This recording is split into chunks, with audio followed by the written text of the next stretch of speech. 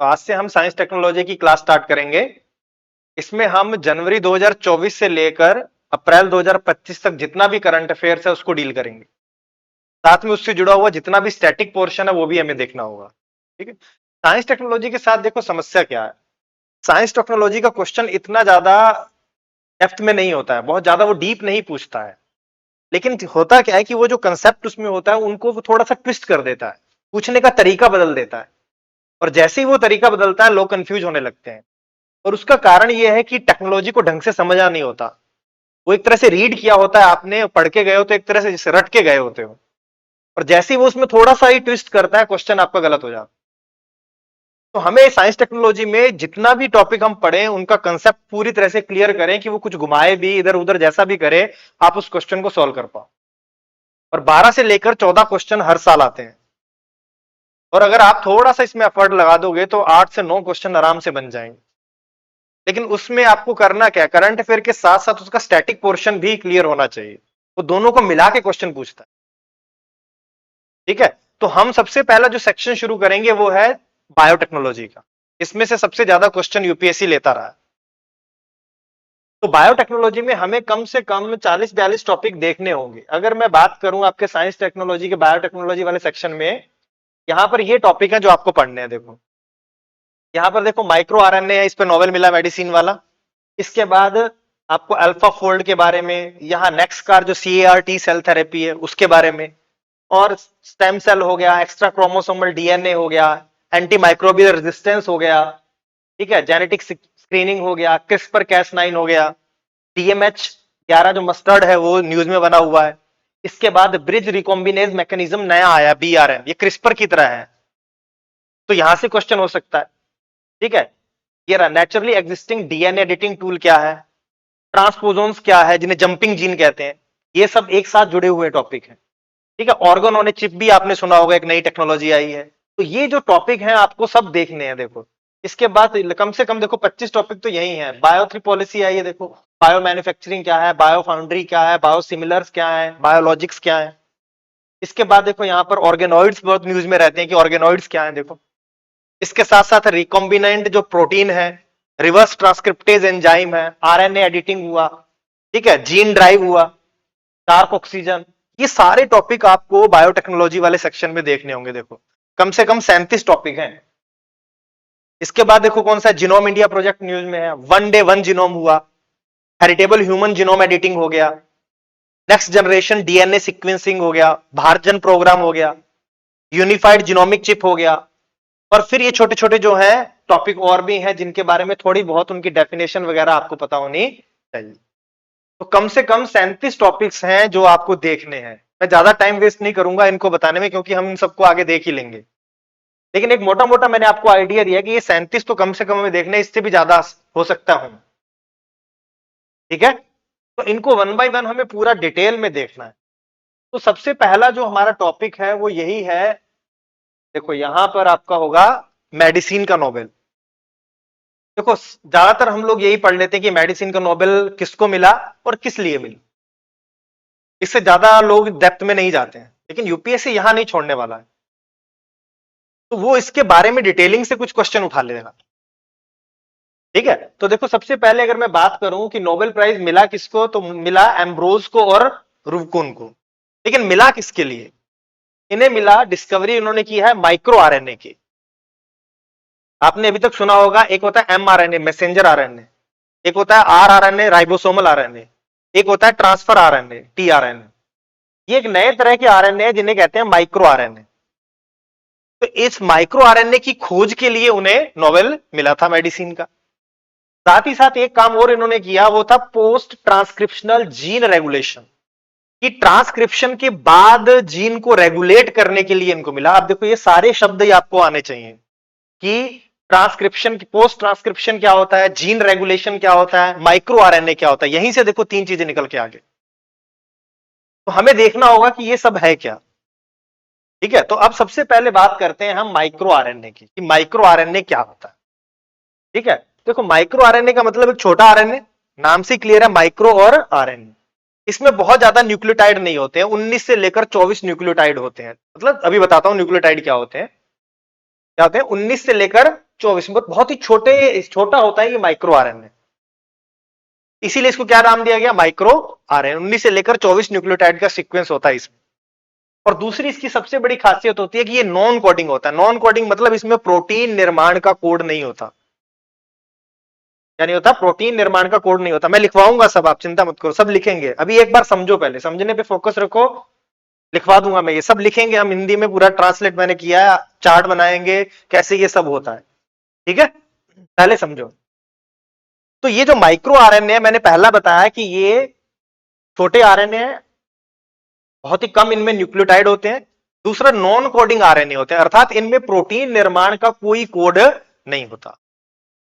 और इनका काम क्या है, देखो माइक्रो आरएनए ये किससे संबंधित है, देखो ये जीन के एक्सप्रेशन से संबंधित है। जीन का एक्सप्रेशन क्या होता है, अब ये भी आना चाहिए। तो ये जीन के एक्सप्रेशन को रेगुलेट करते हैं, और इसी की खोज के लिए इनको क्या मिला है, नोबेल मिला है। तो अब बात कर लें कि जीन का एक्सप्रेशन क्या है। सबसे पहले जीन क्या है ना, यहीं से शुरू करें। तो देखो अब यहां आते हैं हम जीन से। देखो यहां पर ये देखो, ये आपको सेल नजर आ रही है, देखो ये जो है हमारी ह्यूमन सेल है, मानव की कोशिका है। और इस कोशिका के अंदर ये देखो, ये जो बीच का भाग है ये है आपका न्यूक्लियस केंद्र, ठीक है। ये क्या होता है, हर सेल के अंदर एक न्यूक्लियस होता है, नाभिक होता है, और इसके अंदर होता है हमारा डीएनए। हमारी जितनी भी सेल होंगी उनके अंदर न्यूक्लियस है, और उस न्यूक्लियस के अंदर हमारा क्या होता है, डीएनए होता है। क्या होता है, डीएनए। और डीएनए किसका बना होता है, डीएनए बना होता है न्यूक्लियोटाइड्स का। न्यूक्लियोटाइड्स में क्या होते हैं, नाइट्रोजन क्षार, आपने सुना होगा ATGC, adenine, thymine, guanine and cytosine. ATGC ये तो सुना होगा, सबको पता होगा। तो उसमें नाइट्रोजन क्षार जो होते हैं एक तरह से सीक्वेंस में लगे होते हैं पूरे के पूरे हमारे डीएनए में। तो वो कहां है, ये इस न्यूक्लियस में ये डीएनए है। और डीएनए में क्या होता है, न्यूक्लियोटाइडों का क्रम होता है, एक निश्चित सीक्वेंस होता है उनमें, अर्थात यू भी कह सकता हूं कि उनमें नाइट्रोजन क्षार का एक निश्चित सीक्वेंस होता है। ये बात सबको समझ में आई। अब देखो डीएनए का वो भाग जिसमें प्रोटीन निर्माण का कोड होता है उसे कहते हैं जीन। जिसमें प्रोटीन निर्माण का क्या होगा, कोड होगा, उसे ही कहा जाता है जीन। सारा डीएनए जीन नहीं होता, सारे डीएनए में जीन नहीं होते हैं। अगर देखो यहां पर लिखा है कि टोटल जीन कितने होते हैं, लगभग 20,000 22,000 जीन है हमारे डीएनए में। लेकिन जो बचा हुआ भाग जो होता है वो होता है जंक डीएनए। क्या होता है, जंक डीएनए। इतनी बात क्लियर हुई। अब देखो हमारे शरीर में होता कैसे है ये प्रक्रिया। देखो हमारे शरीर में सबसे पहले होता है डीएनए। क्या होता है, डीएनए। इस डीएनए से हमारे शरीर में बनता है एमआरएनए। क्या होता है, एमआरएनए। से क्या बोलते हैं, मैसेंजर आरएनए। इस प्रक्रिया को बोलते हैं ट्रांसक्रिप्शन। क्या बोलते हैं, ट्रांसक्रिप्शन। हिंदी में कहते हैं अनुलेखन। अच्छा, एमआरएनए से क्या होता है, इसके बाद यहां पर इसका होता है ट्रांसलेशन। क्या होता है, ट्रांस। और इससे निर्माण होता है प्रोटीन का। इसके बाद क्या बनता है, प्रोटीन का फॉर्मेशन होता है। अर्थात होता है क्या, देखो इस डीएनए में कोड होता है। कोड जो मैंने अभी बताया आपको, न्यूक्लियोटाइड होते हैं। इसमें देखो ये सीक्वेंस होता है A T G C ji C A T. ये क्या है, नाइट्रोजन क्षारों का क्या है, एक क्रम। और ये जो क्रम होता है ये किसमें ट्रांसलेट होता है, एमआरएनए में। मतलब डीएनए का जो कोड है वो किसमें चला गया, एमआरएनए। इस प्रोसेस को क्या बोलते हैं, ट्रांसक्रिप्शन। और फिर इस कोड जो तो कोड कहां से आया, डीएनए से एमआरएनए में आ गया। इसके अनुसार एक इसका निर्माण होता है, प्रोटीन का निर्माण होता है। इस पूरे के पूरे प्रोसेस को बोलते हैं सेंट्रल डोग्मा। क्या बोलते हैं, सेंट्रल डोग्मा। ये बात क्लियर हुई। अर्थात अगर मैं कहूं हमारे शरीर में प्रोटीन का निर्माण हो रहा है, तो प्रोटीन का निर्माण कौन करेगा, एमआरएनए। और कैसे कराएगा, ये एमआरएनए हमारे शरीर में राइबोसोम होते हैं, सुना होगा आपने राइबोसोम। उन राइबोसोम पर प्रोटीन का निर्माण होता है। मैसेंजर आरएनए कोड लेके आता है, ट्रांसफर आरएनए अमीनो एसिड्स को लेके आता है। आपने सुना होगा अमीनो एसिड भी, अभी मैं दिखाऊंगा आगे आएगा। वो अमीनो एसिड्स को लाता है राइबोसोम पर, और वहां पर वो आपस में जुड़ते रहते हैं और प्रोटीन का निर्माण होता है। इसीलिए राइबोसोम को प्रोटीन निर्माण की फैक्ट्री भी कहते हैं। तो हुआ क्या, देखो डीएनए में जो प्रोटीन निर्माण का कोड था वो किसमें चला गया, एमआरएनए में। एमआरएनए उस कोड को लेकर गया कहां पर, राइबोसोम पर। राइबोसोम पर ये जब कोड लेके गया तो वहां पर अमीनो एसिड आपस में जुड़ते गए और उससे किसका निर्माण हो गया? प्रोटीन का निर्माण हो गया। ये बात क्लियर हुई? इस तरह से हमारे शरीर में किसका निर्माण होता है? प्रोटीन का निर्माण होता है।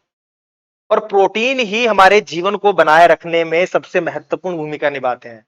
प्रोटीन नहीं है तो समझ लो हमारा अस्तित्व भी नहीं है। ये लाइफ को सस्टेन करते हैं। कैसे करते हैं? देखो, हमारे शरीर में एंजाइम बनेंगे, वो किसके बने हैं? प्रोटीन के।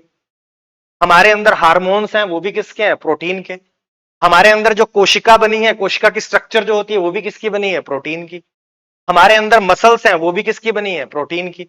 हमारे अंदर हीमोग्लोबिन है, वो भी क्या है? प्रोटीन। हमारे अंदर एंटीबॉडीज हैं, वो भी क्या है? प्रोटीन है। तो हमारे अंदर जितना भी खेल, जितने भी बायोलॉजिकल प्रोसेसेस चल रहे हैं, जैविक प्रक्रियाएं चल रही हैं, वो सब किससे होती हैं? संचालित हैं प्रोटीन से। इसीलिए प्रोटीन को जीवन का आधार बोलते हैं। डन है? तो एक तरह से सारी क्रियाएं कहां से कंट्रोल हो रही हैं? ये प्रोटीन से। लेकिन प्रोटीन किससे निर्धारित हो रहा है?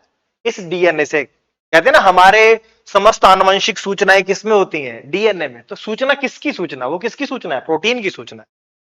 ये क्लियर हुई बात? पक्का? अब देखो यहां पर, अब देखो ये क्या है? ट्रांसक्रिप्शन। और यहां पर मैंने आपको क्या बताया था कि ये क्या आपका डीएनए है।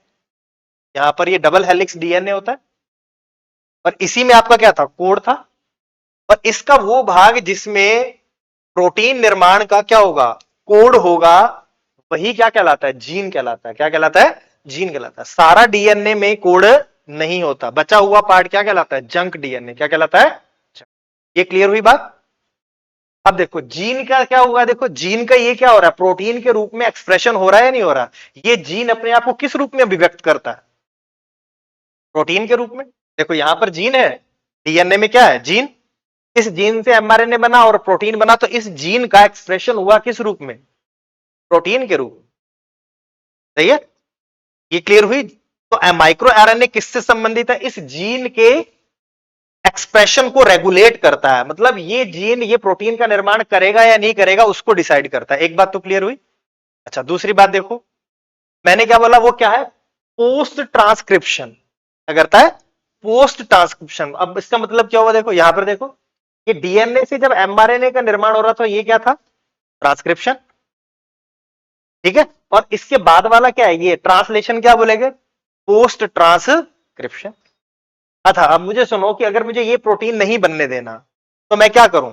या तो मैं इस एमआरएनए को ब्लॉक कर दूं, या है ना, यही तो मैसेंजर है, ये मैसेज लेके जा रहा है किसका? डीएनए का। और या मैं क्या कर दूं? इस डीएनए में छेड़छाड़ करूं। भाई यहां तो मैं क्या करूं? इस डीएनए में यहां पर जीन के साथ छेड़छाड़ करूं, ब्लॉक कर दूं, तो ये क्या करेगा? इस प्रोटीन का निर्माण नहीं करेगा। या तो इस यहीं पर वार कर दें जो जड़ है, लेकिन यहां पर करने से गड़बड़ा हो सकता है, जीन इधर उधर थोड़ा हो गया तो पता लगे और कोई डिफेक्ट क्रिएट हो जाए। सही है? तो ये रिस्की मसला है यहां पर। तो मैं क्या करूं? ये जो मैसेंजर लेके जा रहा था मैसेज को, इसको ही हम क्या कर दें? ब्लॉक कर दें, तो हम प्रोटीन के निर्माण को रोक सकते हैं। सही है? तो लेकिन यहां पर जो हमने रोका प्रोटीन के निर्माण को, वो कहां हुआ? पोस्ट ट्रांसक्रिप्शन हुआ। सही है? तो ये यहां पर काम करता है। किस पर काम करेगा? इट मींस एमआरएनए पे काम करेगा। तो अब देखो, अब क्लियर होगी बात पूरी की पूरी कि माइक्रो आरएनए का काम क्या है? माइक्रो आरएनए इन एमआरएनए को क्या कर देता है? ब्लॉक कर देता है। क्या कर देता है? ब्लॉक कर देता है। इनके साथ जुड़ जाता है जाके, तो ये क्या नहीं करते? ये प्रोटीन का निर्माण नहीं कर पाते। क्लियर हुई बात? तो माइक्रो आरएनए है क्या? छोटे छोटे आरएनए के समूह है जो क्या करते हैं? एमआरएनए के साथ जुड़कर जीन की अभिव्यक्ति को रोक देते हैं या जीन की अभिव्यक्ति को रेगुलेट कर। कुछ भी मुश्किल नहीं है। लेकिन आपको आना क्या चाहिए? आपको ट्रांसक्रिप्शन का पता होना चाहिए, आपको ट्रांसलेशन पता होना चाहिए, तभी उन शब्दों से आप खेल पाओगे। इसमें कोई दिक्कत है? अब आओ मैं आपको डायग्राम दिखाता हूं। देखो यहां पर देखो, ये रहा, ये हमारा, मैंने कहा था कि ये सेल है। सेल के अंदर क्या है? ये न्यूक्लियस। न्यूक्लियस के चारों तरफ ये जो भरा रहता है, ये कोशिका द्रव्य होता है, साइटोप्लाज्म जिसको आप कहते हैं। अब देखो यहां से आपने ये पूरा का पूरा क्या निकाल लिया? डीएनए। इस डीएनए का समस्त भाग क्या नहीं होता? जीन नहीं होता। वो भाग जिसमें आनुवंशिक सूचना होती है वही क्या कहलाता है? जीन। देखो ये रहा लिखा इसने जीन। ये वाला पार्ट क्या है? ये पूरा का पूरा यहां तक का पार्ट एक जीन है। ये दूसरा भाग, ये रेड कलर वाला दूसरा जीन है। ये येलो कलर वाला तीसरा जीन है, ये नीचे ये ग्रीन कलर वाला चौथा जीन है या नहीं है? 4 जीन दिखाई दे रहे हैं, लेकिन ये जो बीच का भाग ये है, ये क्या है? ये जंक डीएनए, इसका कोई रोल नहीं है, इसके अंदर कोई प्रोटीन निर्माण का कोड नहीं। और इसका क्या हुआ? ट्रांसक्रिप्शन। तो ये देखो, ये डबल हेलिक्स था, ये कैसा बन गया? Single helix. एमआरएनए क्या उससे सिंगल स्ट्रैंड होता है। तो यहां से कोड कहां गया? ये जीन में जो आनुवंशिक सूचना थी, प्रोटीन निर्माण का कोड था, वो किसमें आ गया? एमआरएनए में। और एमआरएनए से ये किसमें ट्रांसलेट हो गया? प्रोटीन में। और ये प्रोटीन से क्या होता है? हमारे सेल टाइप का डिसाइड होता है कि हमारी कौन सी सेल में किस तरह की कोशिकाओं का निर्माण होगा। अब देखो ये क्या है, हमारी सभी कोशिकाओं में सेम प्रकार का डीएनए, जितनी भी शरीर में सेल है सब में क्या है? सेम टाइप का। लेकिन ब्रेन की सेल अलग है, उनका एक अलग काम है।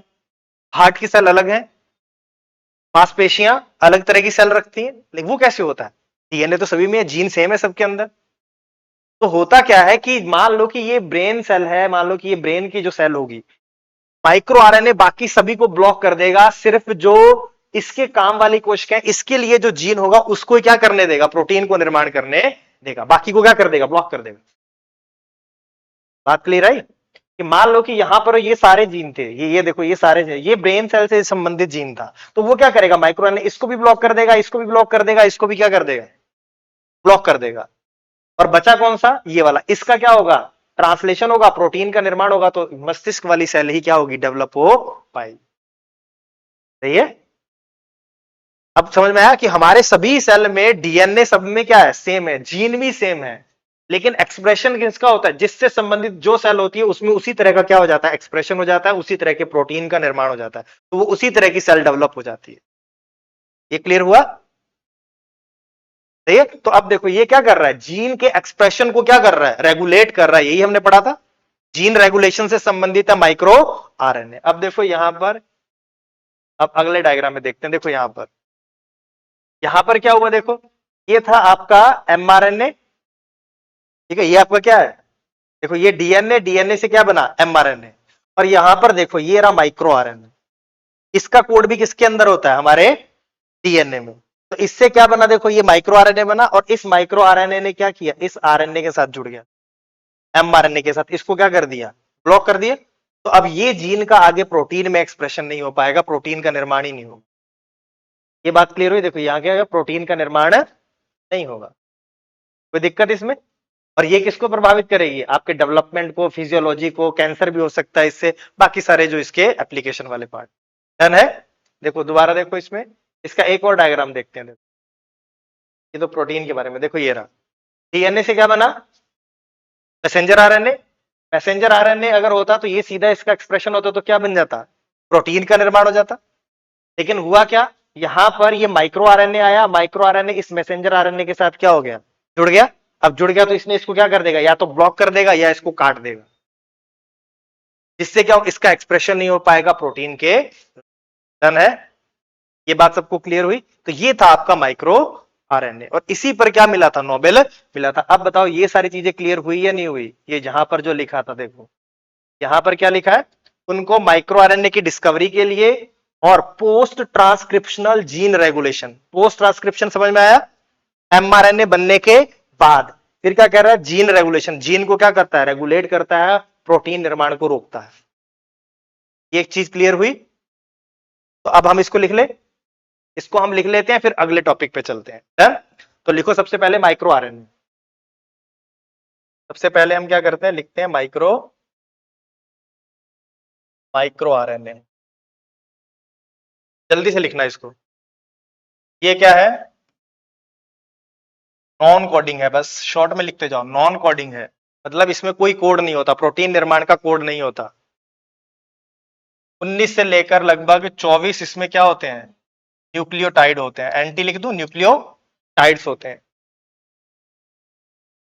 ठीक है? ये भी क्या होता है? सिंगल स्टैंड होता है। सिंगल स्टैंड होता है, एक कुंडलित होता है।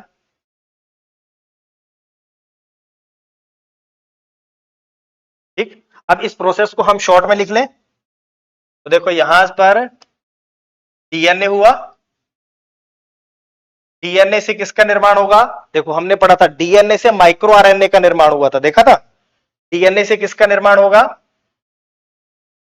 बोलते हैं प्री माइक्रो आरएनए। क्या बोलते हैं? Pre micro RNA. डन। ये सब कहां हो रहा है? ये दोनों के दोनों कहां होंगे? न्यूक्लियस में। कहां होगा? न्यूक्लियस में, केंद्रक में। अब प्री माइक्रो आरएनए, अब ये क्या करेगा? धीरे धीरे न्यूक्लियस से क्या करेगा? बाहर आ जाएगा कोशिका द्रव्य में। कहा जाता है? कोशिका द्रव्य में। और जैसे ये कोशिका द्रव्य में पहुंचता है तो ये बन जाता है एमआई आरएनए, पूरा का पूरा माइक्रो आरएनए बन में कन्वर्ट हो जाता है। अब ये माइक्रो आरएनए क्या करेगा? ये माइक्रो आरएनए एमआरएनए के साथ क्या कर जाएगा? जुड़ जाएगा। तो ये क्या करेगा? एमआरएनए के साथ जुड़ेगा। सही है। और उसे क्या कर देगा? एमआरएनए को या तो क्या करेगा? ब्लॉक कर देगा, या उसको क्या कर देगा? नष्ट कर देगा, डिस्ट्रॉय कर देगा, काट देगा उसको। और इससे क्या हो जाएगा? प्रोटीन निर्माण नहीं होगा, या यूं भी कह सकते हैं जीन की अभिव्यक्ति नहीं होगी। जीन अभिव्यक्ति अभिव्यक्ति नहीं होगी। हो गया। और ये जो सारा काम हो रहा है इसके आगे वाला, ये सब किसमें हो रहा है? साइटोप्लाज्म में। किसमें? कोशिका द्रव्य में। कोशिका द्रव्य। क्लियर है? ये सारा प्रोसेस कहां होता है? कोशिका द्रव्य में। सही।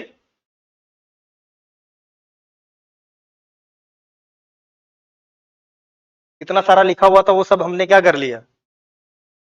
एक ही में लिख लिया। ठीक है। अब एक चीज बेसिक भी लिख लो। लिख लिया सब? नहीं वाला। सबसे पहले क्या था? डीएनए। डीएनए में क्या पाए जाते हैं? जीन। तो डीएनए से हमने क्या किया? किसका निर्माण किया था? एमआरएनए का। इस प्रोसेस को आपने क्या बोला था? ट्रांसक्रिप्शन, या हिंदी में कह सकते हैं ये क्या है? अनुलेखन। और एमआरएनए से किसका निर्माण हुआ था?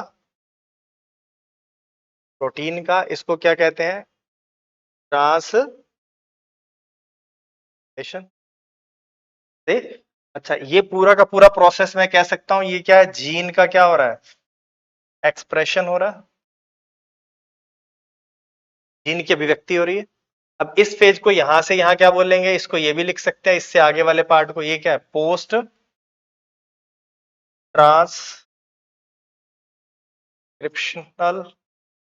स्टेज। ट्रांसक्रिप्शन के बाद की स्टेज को क्या बोलते हैं? Post transcriptional. क्लियर हुआ? इस तरह से हम जीन एक्सप्रेशन को कंट्रोल करता है ये।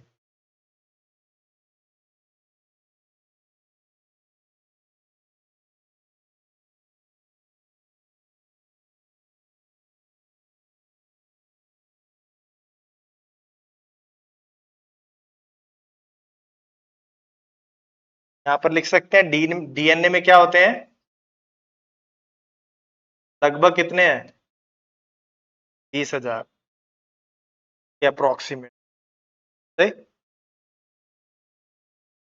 और जीन ही हमारे गुणों को कंट्रोल करते हैं। जीन में कोई डिफेक्ट आ जाएगा, उससे संबंधित रोग क्रिएट हो जाएगा। सही। अब इसका क्या लिख दो? इससे संबंधित इसका एप्लीकेशन क्या है ना? ये बना लिया सबने? चलो आगे। अब आते हैं वापस से इस पीपीटी पर। देखो यहां पर यही सब लिखा हुआ है। देखो कि माइक्रो आरएनए क्या है? 19 से लेकर 24 न्यूक्लियोटाइड होते हैं। ठीक है। ये मैसेंजर आरएनए की को क्या करता है? रोककर जीन की अभिव्यक्ति को नियमित करता है। ये सारी बातें यहां पर लिखी हैं, हमने इतना पढ़ने की जरूरत नहीं है, मैंने इसका चार्ट बना दिया। टाइम वेस्ट नहीं करेंगे, जो हमें टाइम लगाना है वो किस पर लगाएंगे? समझने पे लगाएंगे। डन है। ये सारा इसमें लिखा हुआ है, ये माइक्रो आरएनए के बारे में।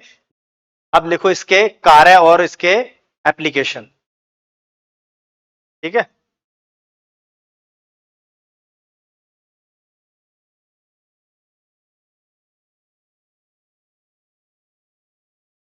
पहला लिखना, विकास की प्रक्रिया में महत्वपूर्ण भूमिका निभाता है। डेवलपमेंट में।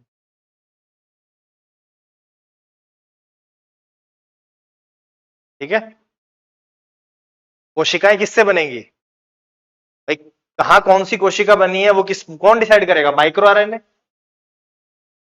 ना, किस जीन का एक्सप्रेशन होगा कौन डिसाइड करता है, माइक्रो आरएनए। तो हमारे जो ब्रेन सेल है वो वहां पर ब्रेन सेल ही बने, इसके लिए कौन उत्तरदायी है, माइक्रो आरएनए। बाकी सबको ब्लॉक कर देगा, जो ब्रेन सेल से संबंधित जीन होगा उसके एक्सप्रेशन को होने देगा, बाकी को कंट्रोल कर देगा। डन है, तो विकास से संबंधित। दूसरा लिखो, देखो इसका अनियमित विनियमन से कैंसर हो सकता है, अनियमित विनियमन से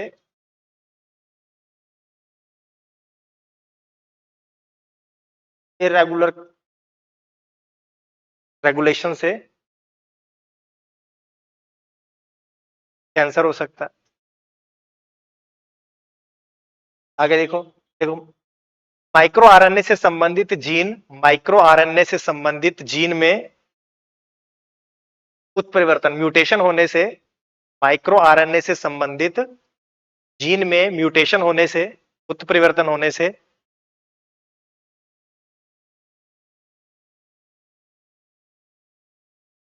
आगे डैश लगा के लिख लेना क्या क्या हो सकता है। हेयरिंग लॉस हो सकता है, सुनना कम देता है, अब इसको सुनाई देना बंद हो जाता है, कॉमा आंखों से, आंख, eye and skeletal system, skeletal system को क्या बोलेंगे, कंकाल संबंधी विकृतियां उत्पन्न हो जाती हैं, आंखों से संबंधित और कंकाल संबंधित विकृतियां पैदा हो जाती हैं। ठीक है, विकृतियां मतलब डिसऑर्डर। इसके साथ अगला लिखो, बायोमार्कर के रूप में काम करते हैं, बायोमार्कर, बायोमार्कर्स के रूप में कार्य करते हैं, बायोमार्कर्स के रूप में, अर्थात रोगों की पहचान में।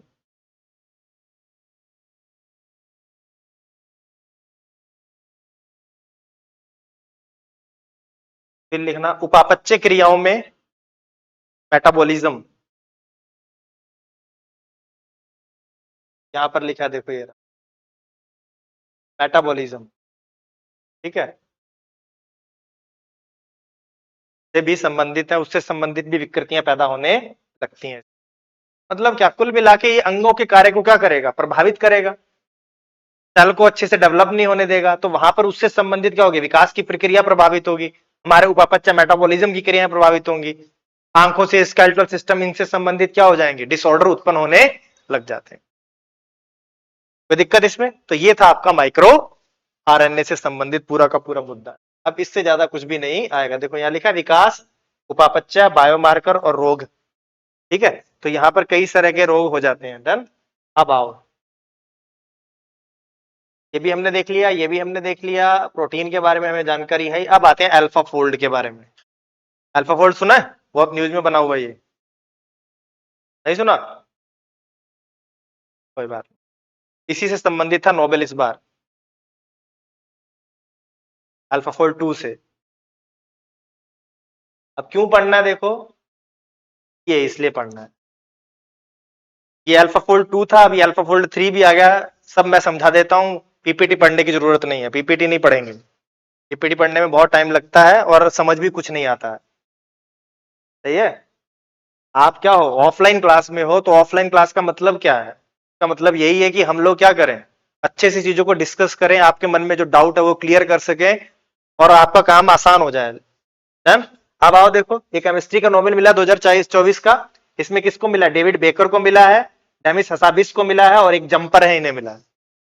लेकिन इन्हें मिला किस लिए, देखो देखो यहां पर इन्हें मिला है और प्रोटीन स्ट्रक्चर प्रिडिक्शन के लिए, प्रोटीन की संरचना के अनुमान लगाने के लिए, उसके प्रिडिक्शन के लिए कि प्रोटीन की संरचना कैसी होगी।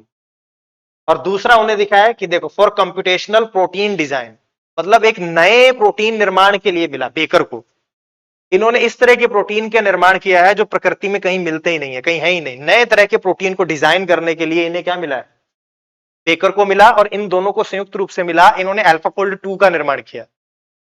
उसके माध्यम से आप प्रोटीन की संरचना को प्रिडिक्ट कर सकते हो। देखो सारा खेल किस पे चल रहा है, प्रोटीन पे है ना, कुछ बातें वहां क्लियर हुई, कुछ बातें अब मैं यहां क्लियर करूंगा।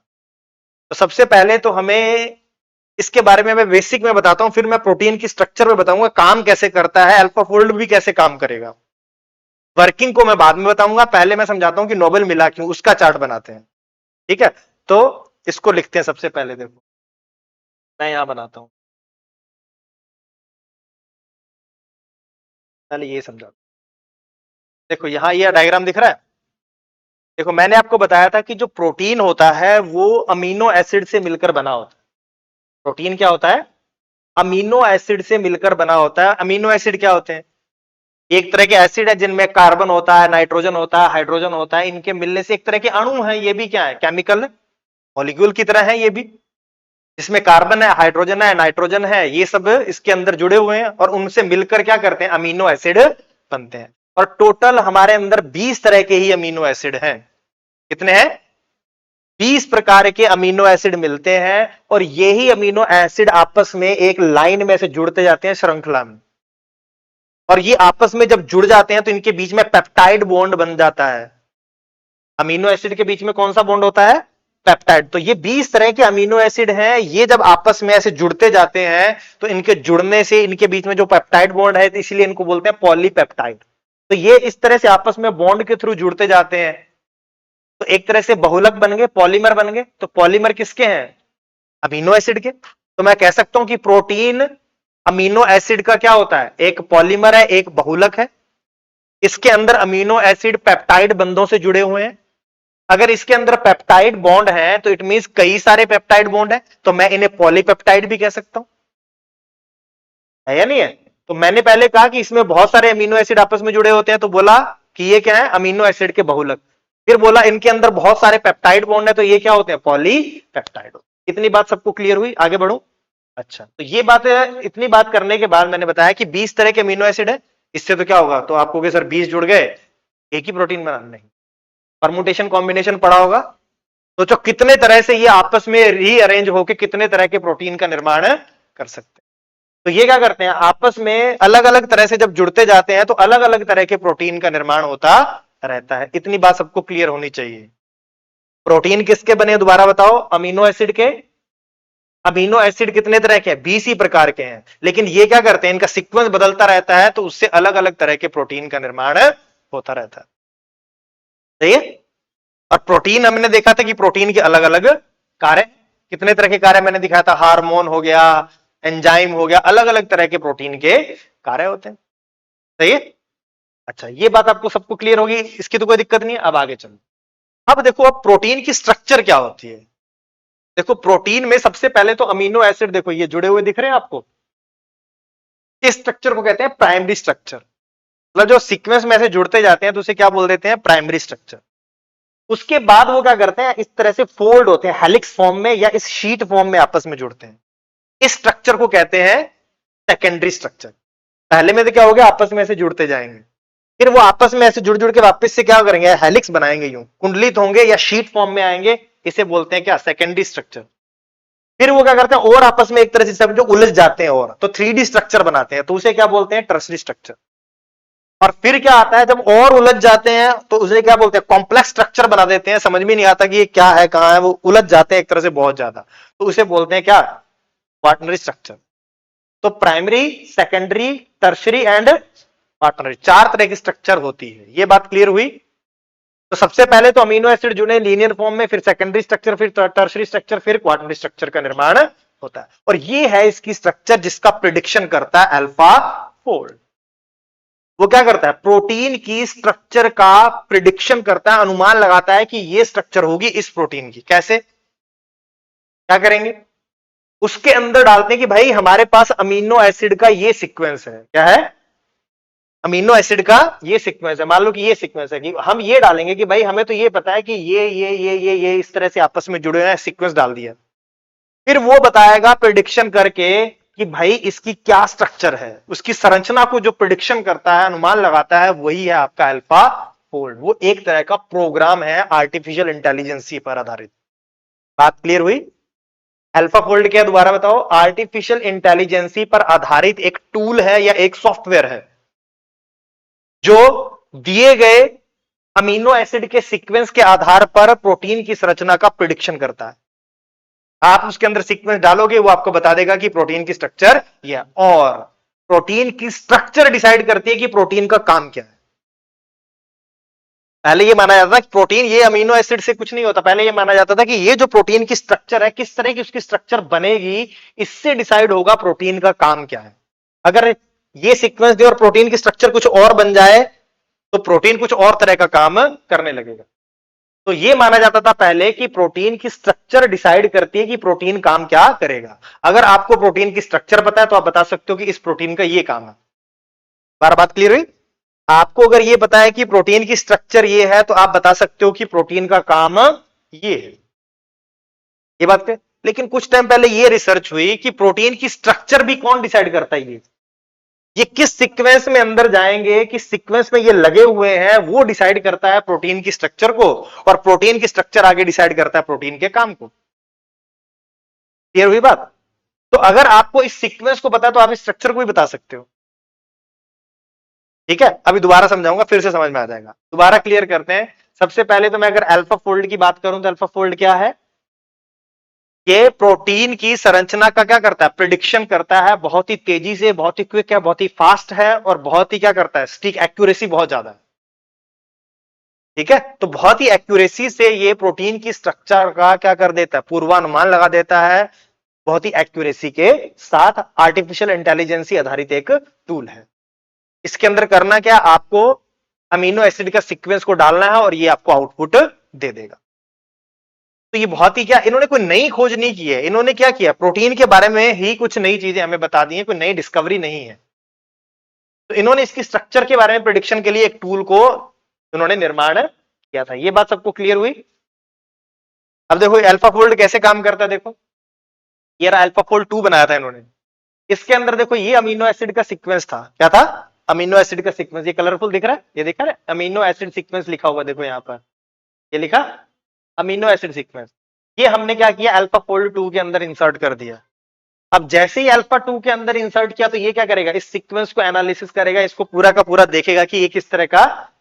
और फिर इसके अंदर देखो, आपने सुना होगा भी, कल पढ़ेंगे हम इसको, आर्टिफिशियल न्यूरल नेटवर्क, एआई, सुना है? फिजिक्स का नोबेल इसी पे, आर्टिफिशियल न्यूरल नेटवर्क पे। तो ये देखो, ये इसके अंदर इस तरह से लेयर होती है मानव के मस्तिष्क की तरह। तो इसमें से वो सूचना को क्या कर रहा है? प्रोसेस करता है, और लास्ट में क्या करेगा? यहां पर आपको उसने बता दिया कि ये क्या करेगा? प्रोटीन की संरचना को क्या करेगा? प्रोडिक्ट कर देगा। देखो हाइपोथेटिकल स्ट्रक्चर,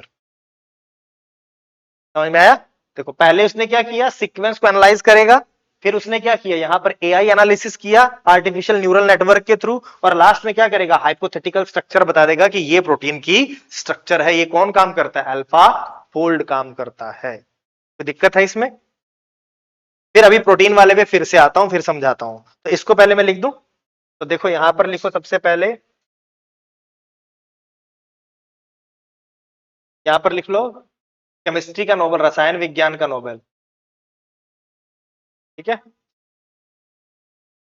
लिखना 2024 का रसायन विज्ञान का नोबेल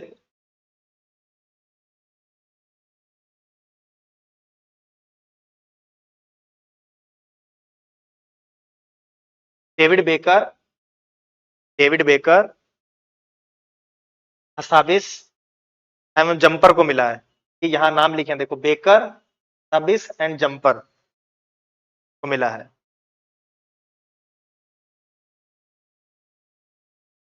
नीचे एरो खींच के लगा लेना, किस किस के लिए मिला है। दो पार्ट कर लेना ऐसे, दो पार्ट। एक लिखना प्रोटीन की संरचना के अनुमान के लिए, एक तरफ लिखना प्रोटीन की संरचना के अनुमान के लिए। मैं बना दूं या बना लोगे? एक तरफ लिख लो प्रोटीन की संरचना के निर्माण के लिए,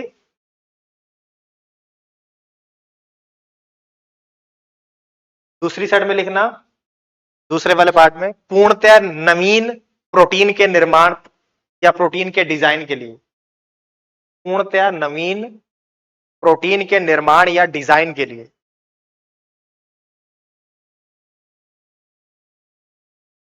सही है?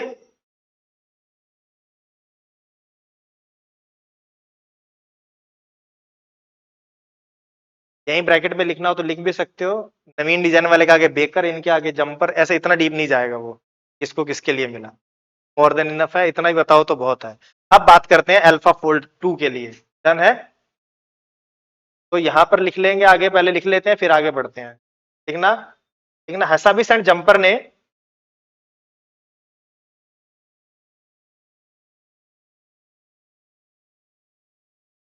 हसाबिस एंड जंपर ने अल्फा फोल्ड 2 को क्रिएट किया। अल्फा फोल्ड 2 को क्रिएट किया, जो कि आर्टिफिशियल इंटेलिजेंसी आधारित, जो एआई आधारित, जो कि आर्टिफिशियल इंटेलिजेंसी आधारित या एआई आधारित एक प्रोग्राम या टूल है।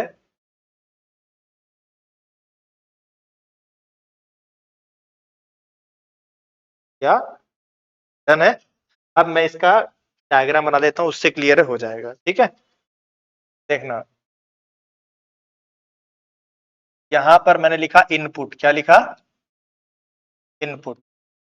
इनपुट में क्या डाला था हमने? अमीनो एसिड का सीक्वेंस। तो मैंने यहां लिखा अमीनो एसिड सीक्वेंस डाल दिए। इसके अंदर अल्फा फोल्ड में अल्फा फोल्ड 2 लिख देते हैं। सही। और ये क्या करेगा? अल्फा फोल्ड 2 प्रेडिक्ट करेगा। प्रेडिक्ट किसको करेगा? प्रोटीन की स्ट्रक्चर को। तो लिख लो आगे प्रोटीन स्ट्रक्चर। Protein structure. और कैसी होगी ये? 3D स्ट्रक्चर है। कैसी है? 3D प्रोटीन स्ट्रक्चर को प्रिडिक्ट करेगा, अनुमान लगा देगा। और ये काम कैसे करता है? बहुत ही एक्यूरेट करता है, और बहुत ही क्या करता है? क्विक है, फास्ट है।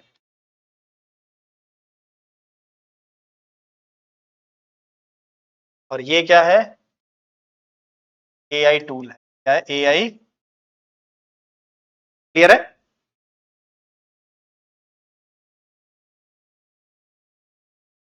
ये 3D स्ट्रक्चर टर्शरी वाले, टर्शरी और क्वार्टनरी, उसको बता देगा कि इसकी स्ट्रक्चर कैसी है। आपको सिर्फ क्या देना है? सीक्वेंस देना है। क्लियर हुआ ये बात?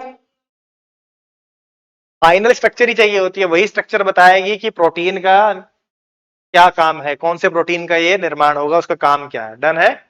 आगे चलो। अब ये बात क्लियर हो गई आपको? आगे बढ़ूं क्या? हो गया? अब देखो, ये तो अल्फा फोल्ड 2 है। अभी यहीं पर लिख लो अल्फा फोल्ड 3। Alpha fold 3। और ये क्या करता है? ये प्रोटीन, डीएनए, आरएनए, इन सब की संरचना को क्या कर देगा? प्रेडिक्ट कर देगा।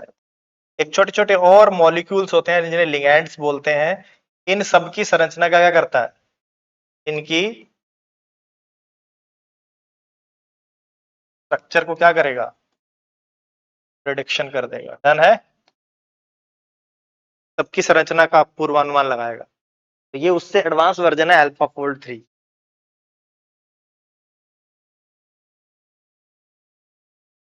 क्लियर हुआ? हाँ, डन है। चलो आगे। इसके बाद कौन सा आएगा?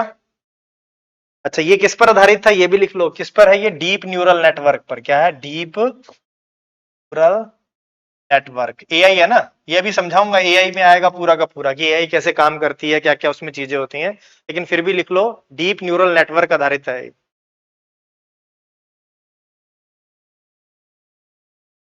डन। अब बात करते हैं किसकी? जंपर की। क्यों जंपर नहीं, बेकर की। किसकी? दूसरे कौन थे? बेकर। इन्होंने क्या किया था? इन्हें नए प्रोटीन का डिजाइन किया जो प्रकृति में मिलते ही नहीं है, नए प्रोटीन के बारे में। अब इसने क्या किया है? इन्होंने भी एक क्या किया? एक सॉफ्टवेयर डिजाइन किया, उसका नाम था रोसेटा।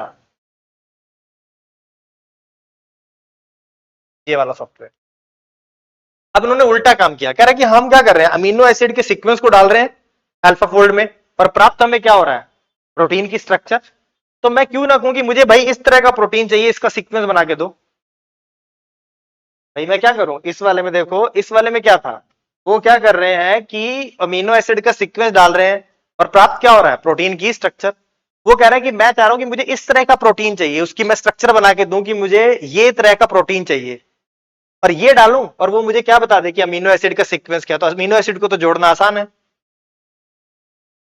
आया ना। तो आप नए तरह के प्रोटीन को क्या कर सकते हो, डिजाइन कर सकते हो। पहले उस प्रोटीन को बताओ कि इस तरह का कोई प्रोटीन होगा, फिर वो बता देगा कंप्यूटर की इसको इस सीक्वेंस में आपको अमीनो एसिड्स को जोड़ना होगा। इससे इस तरह के नए प्रोटीन को निर्माण किया जा सकता है जो प्रकृति में अभी तक उपलब्ध ही नहीं है, जैसे प्लास्टिक को डाइजेस्ट करने वाले। ये ऐसे एंजाइम या ऐसे क्या कर सकते हैं, प्रोटीन्स का हम निर्माण कर सकते हैं जो क्या करेंगे, प्लास्टिक को पचा जाएंगे। लेकिन प्रकृति में तो अभी तक नहीं मिलते ऐसे। तो नए तरह के क्या होने लगेंगे, प्रोटीन डिजाइन होने लगेंगे। डन है। तो उन्होंने इससे उल्टा काम किया, तो मैं इसको लिख देता हूं बेकर वाले को। इन्होंने क्या किया, नए प्रोटीन को डिजाइन किया। तो इन्होंने क्या डालेंगे इनपुट के रूप में,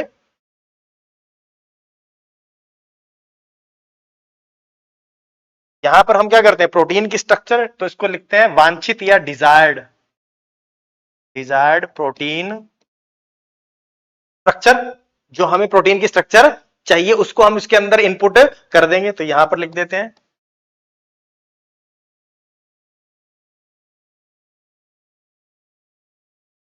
स्ट्रक्चर हो गया। और ये हमने क्या किया, रोसेटा में डाला और हमें क्या मिल जाएगा, अमीनो एसिड का सीक्वेंस दे देगा वो। डन है। ये हमें उसका सीक्वेंस प्राप्त करके दे देगा।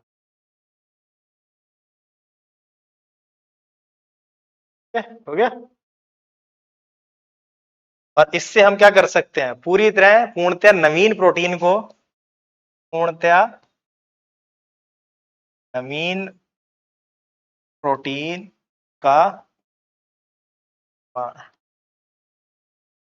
डन है, क्या हो जाएगा, create entirely new proteins.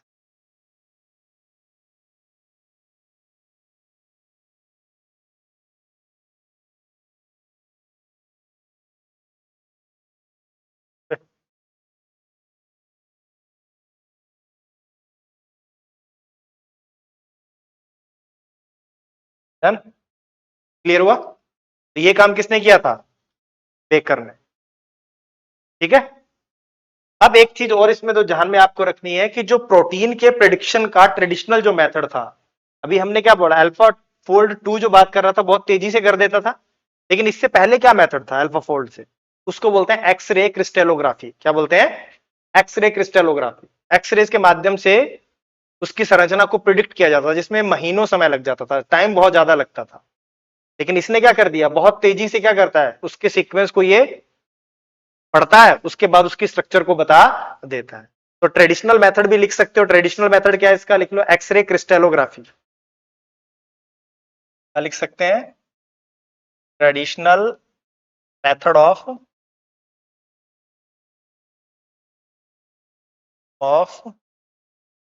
Protein structure prediction. क्या होगा, प्रोटीन की संरचना के अनुमान का पारंपरिक तरीका क्या था, एक्सरे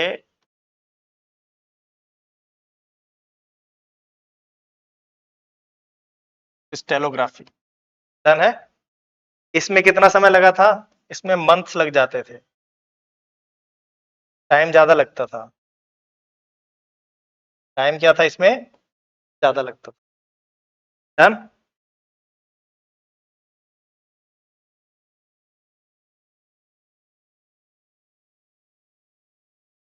क्लियर हुई ये बात सबको, कोई डाउट, आगे चलो। तीसरा नंबर देखो, अभी एक चीज और समझ ही लो, और भी देखो। पहले मैंने क्या बताया था कि अगर आपको प्रोटीन की स्ट्रक्चर पता है तो आप उसके फंक्शन को बता सकते हो, सही, उसके काम को बता सकते हो। तो पहले क्या माना जाता था, या बीच में लिखना, अगर आपको क्या पता है, प्रोटीन की स्ट्रक्चर पता है, स्ट्रक्चर ऑफ प्रोटीन। प्रोटीन की स्ट्रक्चर किसको डिसाइड करेगी? Function of protein. इसका काम क्या है, कार्य क्या है, यहां पे लिख सकते हो, क्या करेगी? डिटरमाइन, निर्धारित करेगी। लेकिन बाद में पता चला कि नहीं, इसके पीछे क्या है? सीक्वेंस ऑफ अमीनो एसिड्स निर्धारित करेगा किसको? स्ट्रक्चर ऑफ प्रोटीन को। और स्ट्रक्चर ऑफ प्रोटीन किसको डिसाइड करता है? फंक्शन ऑफ प्रोटीन को। अगर इफ, यहां नीचे लिख लेना, ये वाला अलग है, ये वाला अलग है, यहां इफ अगर केमिस्ट है वो इस स्ट्रक्चर को इस सीक्वेंस को जानता है तो वो किसका प्रोडिक्शन कर सकता है? फंक्शन का। आया ना? उसको सीक्वेंस पता है तो वो क्या करेगा? स्ट्रक्चर पता लग जाएगी और उसको फंक्शन भी पता लग जाएगा। आया ना? तो लिख सकते हैं इफ केमिस्ट नो दिस, अगर chemist sequence of amino acid को जानता है तो वो क्या करेगा? वो प्रिडिक्ट कर सकता है स्ट्रक्चर को। तो वो क्या कर सकता है? Can predict structure of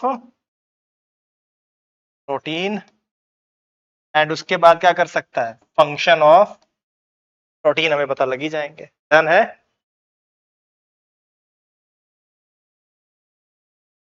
clear हुआ ये बात?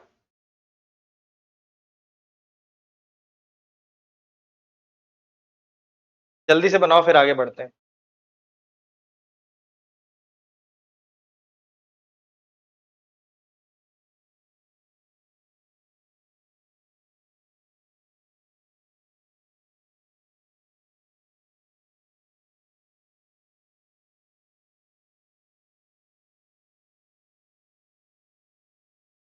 तो आपको ज्यादा थ्योरी नहीं पढ़नी पड़ेगी।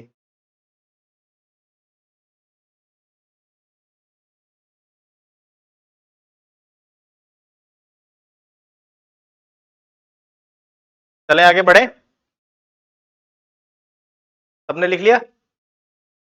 अब आओ इस पर। ये सब उसी के बारे में लिखा हुआ है जो हमने अभी बना लिया। अल्फा फोल्ड 2 के बारे में देखो, यहां पर लिखा कि किसे मिला नोबेल प्राइज। फिर हमने इसके बारे में लिख लिया कि अल्फा फोल्ड 2 के बारे में बता दिया। अच्छा, इसमें देखो ये पूरा का पूरा ये प्रोसेस है। डन है? रह ना जाए एक बार और हम ढंग से इसको देख लें, यहाँ पर कुछ रह ना जाए। ये उन्होंने बताया कि किस किस ने ये क्या है, ये भी हो गया, फोल्ड 2 के बारे में हो गया सारा का सारा। अब आओ किसके बारे में, हम इसके क्या क्या काम क्या क्या है उनको भी देख लें। देखो इनका एप्लीकेशन क्या, लिखो एप्लीकेशन। इसका क्या लिखेंगे? एप्लीकेशन। अच्छा, इसका निर्माण देखो किसने किया है? अल्फाफोल्ड 3 का। देखो इसमें कौन है? गूगल डीप माइंड और आइसोमॉर्फिक लैब्स। देखो क्या है ये? एक कोलैबोरेशन है किस किस के बीच में? गूगल डीप माइंड के बीच में और आइसोमॉर्फिक लैब के बीच में। इन्होंने अल्फाफोल्ड 3 को डेवलप किया है। देख लो अल्फाफोल्ड 3 किस किसने बनाया है? गूगल डीप माइंड और आइसोमॉर्फिक लैब के बीच कोलैबोरेशन है, उन्होंने इसको डेवलप किया।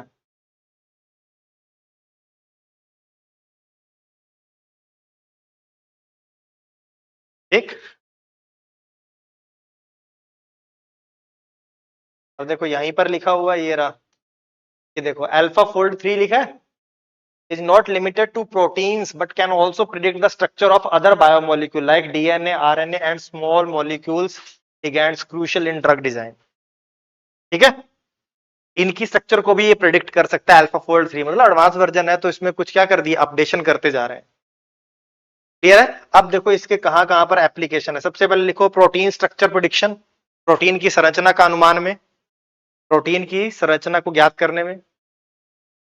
दूसरा लिखो, लिख लिया? ड्रग डिस्कवरी में, दवाओं की,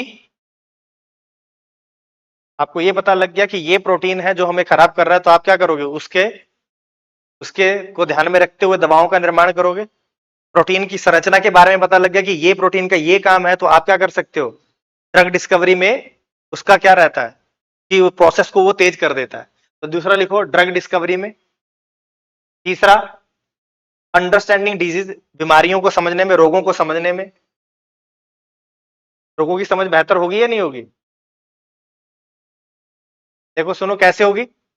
मान लो कोई डिजीज हुई, हमने देखा कि ये वाला प्रोटीन क्या हो रहा है, सही वाला नहीं बन रहा है, तो हमने देखा इसके पीछे प्रोटीन, कौन सा प्रोटीन होगा, तो प्रोटीन पता लग गया। प्रोटीन जब पता लग गया तो हमें पता लगेगा इसके पीछे का कोड क्या है, एमआरएनए क्या है, फिर पता लग जाएगा एमआरएनए तो उसके पीछे का डीएनए क्या है। आया ना? तो हमें क्या करेगा, बीमारियों के आधार के बारे में भी पता लगने लगेगा कि ये कोई आनुवंशिक बीमारी है या कोई और वजह से है, और इनका आधार क्या है, क्यों हो रही है ये बीमारी, कौन से प्रोटीन की वजह से हो रही है। आया ना? तो ये सब किस में काम आएगा, अंडरस्टैंडिंग डिजीज में। फिर बहुत सारे बायो मटेरियल डिजाइन में लिखो, बायो मटेरियल के डिजाइन में,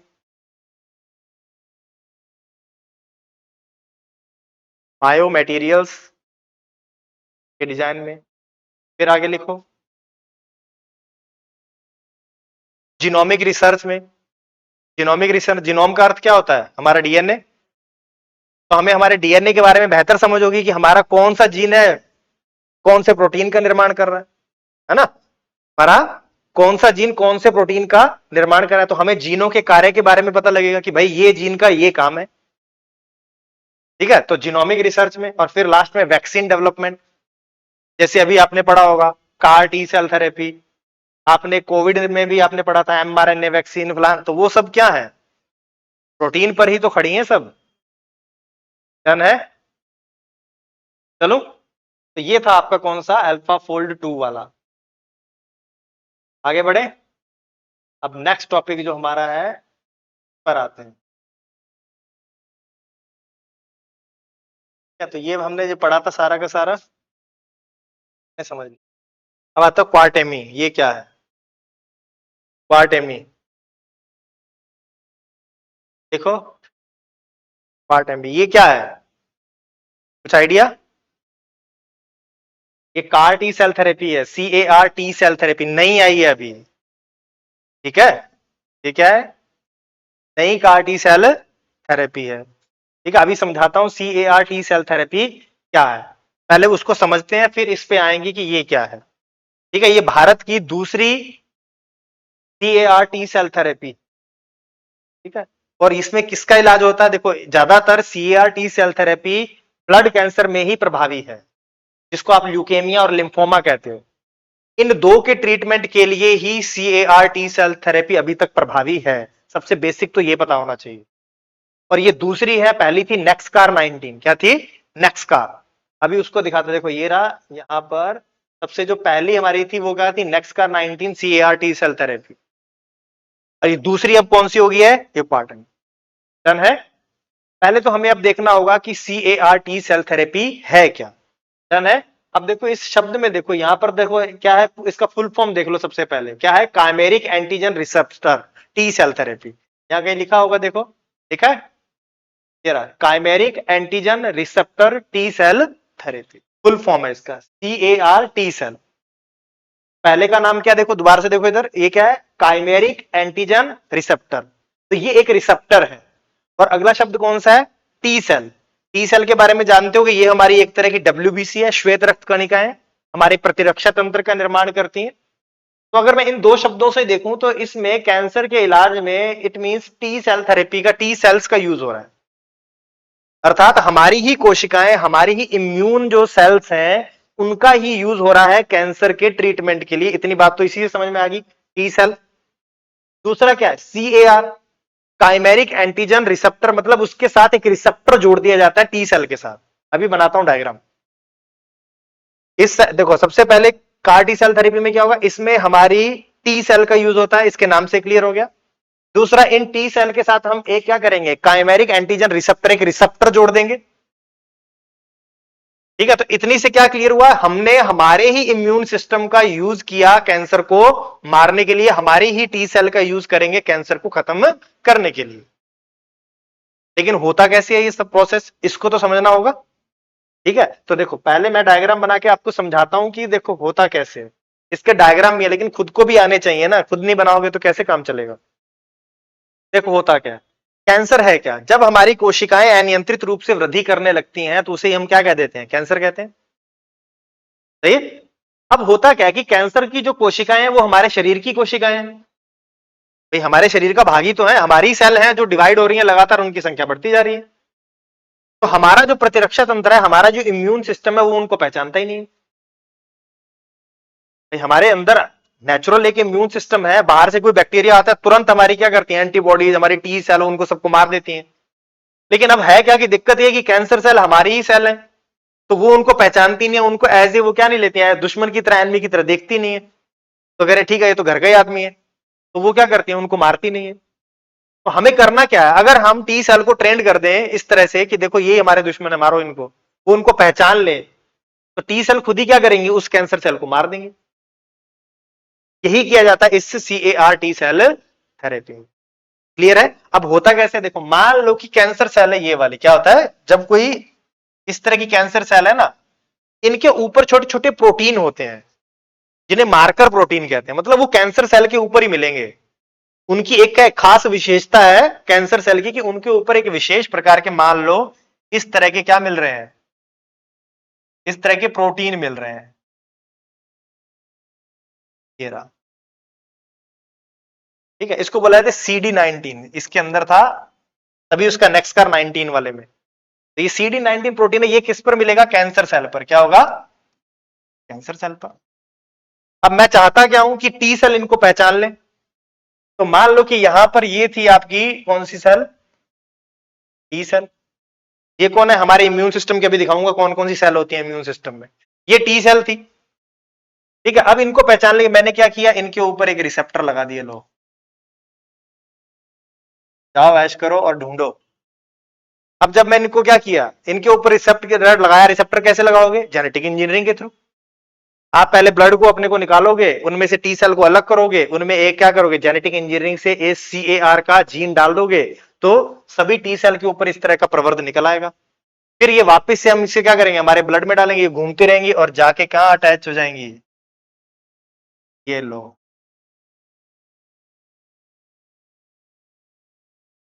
पहचान लिया उन्होंने, कह रहे अच्छा ये बात है। ये कौन है, टी सेल्स। अब इन टी सेल्स ने इस कैंसर सेल को पहचान, यही तो हमें काम कराना था कि टी सेल क्या कर ले, कैंसर सेल को पहचान ले। अब ये क्या करेंगी, साइटोटॉक्सिन रिलीज करेंगी, इनको मार देंगी कैंसर सेल को, और हम कैंसर फ्री हो जाएंगे। हमने हमारे ही इम्यून सिस्टम का, हमारी ही टी सेल का यूज किया कैंसर को मारने के लिए, कैंसर फ्री हो जाएंगे।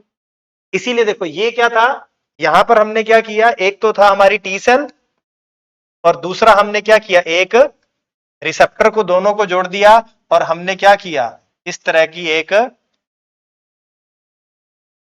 टी सेल डेवलप कर ली, जिसके ऊपर क्या है, काइमेरिक एंटीजन रिसेप्टर है। और अब ये क्या करेंगे, पहचानेंगे और उसको मार देंगे। कोई दिक्कत है इसमें, इसे कहते हैं CAR टी सेल थेरेपी। अब यूपीएससी इससे आगे भी जा सकता है, क्योंकि वो जाता भी है वगैरह, ये तो सब पढ़ लेंगे। अब आगे बात करते हैं कि ये है क्या। देखो ये रहा आपकी टी सेल, ये रहा CAR, काइमेरिक एंटीजन रिसेप्टर, और ये दोनों आपस में जुड़ गया तो ये क्या बन गया, CAR टी सेल थेरेपी। देखो ये टी बन गई, ये CAR टी सेल हो गए, टी सेल जो CAR से युक्त है। अब क्या करेंगे, देखो ये रहा कैंसर सेल, इस कैंसर सेल के ऊपर देखो मैंने क्या कहा था, प्रोटीन लगा होता है, ये रहा एंटीजन, प्रोटीन को क्या बोलते हैं, एंटीजन। अब ये रही आपकी कौन सी, CAR टी सेल थेरेपी। अब इनके ऊपर क्या लगा हुआ है, रिसेप्टर, ये इसके साथ क्या हो जाए, लॉक एंड की मेथड से आपस में ऐसे जुड़ गई। अब जैसे जुड़ेंगी तो देखो ये दिख रहा है आपको बबल की तरह, ये क्या है, ये साइटोटॉक्सिन्स हैं, ऐसे पदार्थों को स्रावित करेंगे कि ये कैंसर सेल मर जाएंगे, खत्म कैंसर। ये नहीं, बहुत ही प्रभावी है, ये बहुत ही क्या है, इनकी एफिशिएंसी 90% तक है ब्लड कैंसर के लिए। अब भारत में दो हो गई हैं, तो 30 लाख से लेके 50 लाख के बीच की इनकी कीमत है। धीरे धीरे आने वाले टाइम में सस्ती हो जाएंगी, लेकिन अभी क्या है, महंगी है अभी।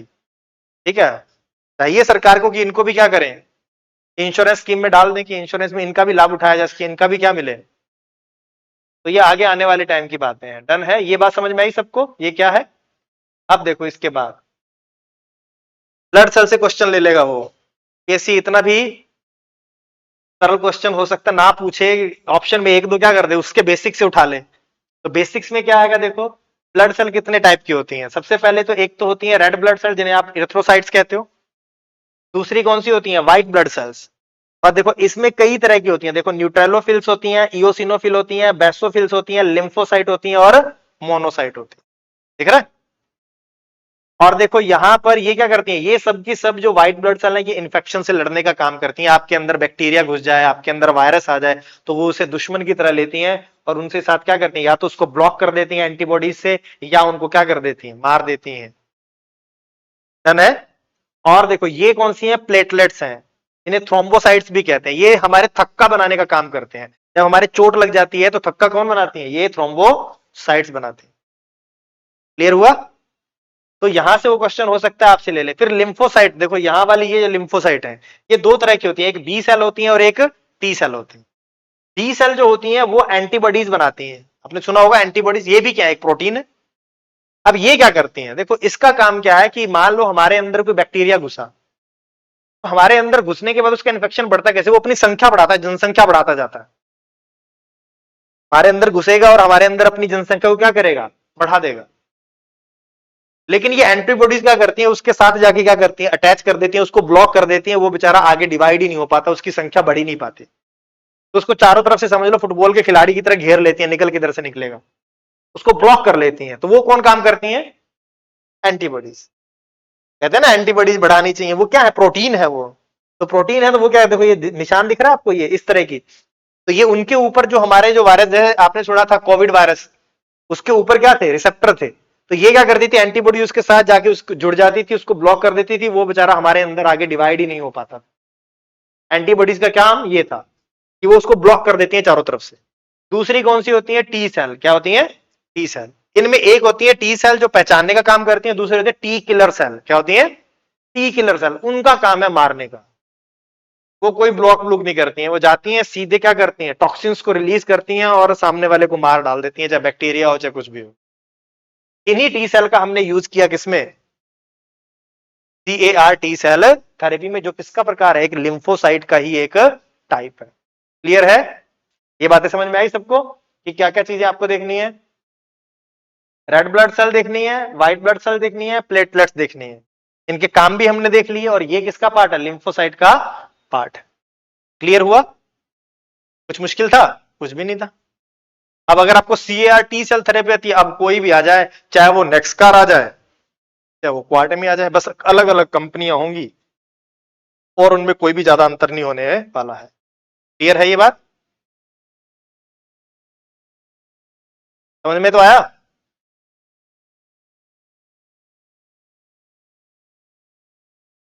चलो आगे। अब देखो इसको देख लो पहले, अब ये किसने डेवलप की थी, पहले वाली जो नेक्स्ट कार थी, फिर उस पे आते हैं नई वाली पे। नेक्स्ट कार देखो क्या था, टाटा मेमोरियल सेंटर और इम्यूनो एक्ट नाम की कंपनी है। देखो क्या नाम है, इम्यूनो एक्ट। ये IIT बॉम्बे से ही निकली थी। वहां के एक डॉक्टर थे, कौन से, डॉक्टर राहुल परवार। ये और इनके साथियों ने मिलकर क्या किया, IIT बॉम्बे में से एक कंपनी बनाई जिसका नाम था इम्यूनो एक्ट। और इसमें सहयोग किसने दिया था, टाटा मेमोरियल सेंटर ने। इनके सहयोग से इसको डेवलप किया गया था। तो याद रखना इसमें मेन रोल किसका, इम्यूनो एक्ट का है। इसमें पुराने वाली में कौन सी है, नेक्सकार में। कोई दिक्कत। अच्छा, अब जो मैंने अभी आपको एक चीज और इसके बारे में बताई कि इसका यूज कहां किया जाता है, कौन से कैंसर के लिए, ब्लड कैंसर के लिए। कौन कौन से ब्लड कैंसर के लिए, ल्यूकेमिया और लिम्फोमा से कैंसर के लिए। डन है। अच्छा, अब देखो यहां पर ये, अब जो आपकी जो है नए वाली कैंसर है क्वार्टेमी के बारे में देखो। डन है। अब इसको किसने बनाया, ये इम्यूनोनील ने बनाया। कौन सा है, इम्यूनोनील, इस कंपनी ने बनाया है। और इसके कौन कौन से, देखो कौन है इसके, किसने इसको बैक किया है, वो है कैंसर विजेता फिजिशियन है डॉक्टर सिद्धार्थ मुखर्जी।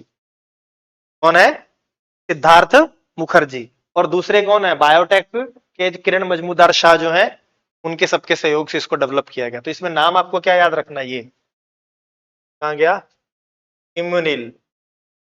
डन, वो इम्यूनो एक्ट है। डन। और इसमें कौन कौन है, एक तो सिद्धार्थ मुखर्जी है और दूसरा क्या है, बायोटेक एंटरप्रेन्योर किरण मजूमदार शाह है। थोड़ा सा इनका नाम आपको याद होना चाहिए।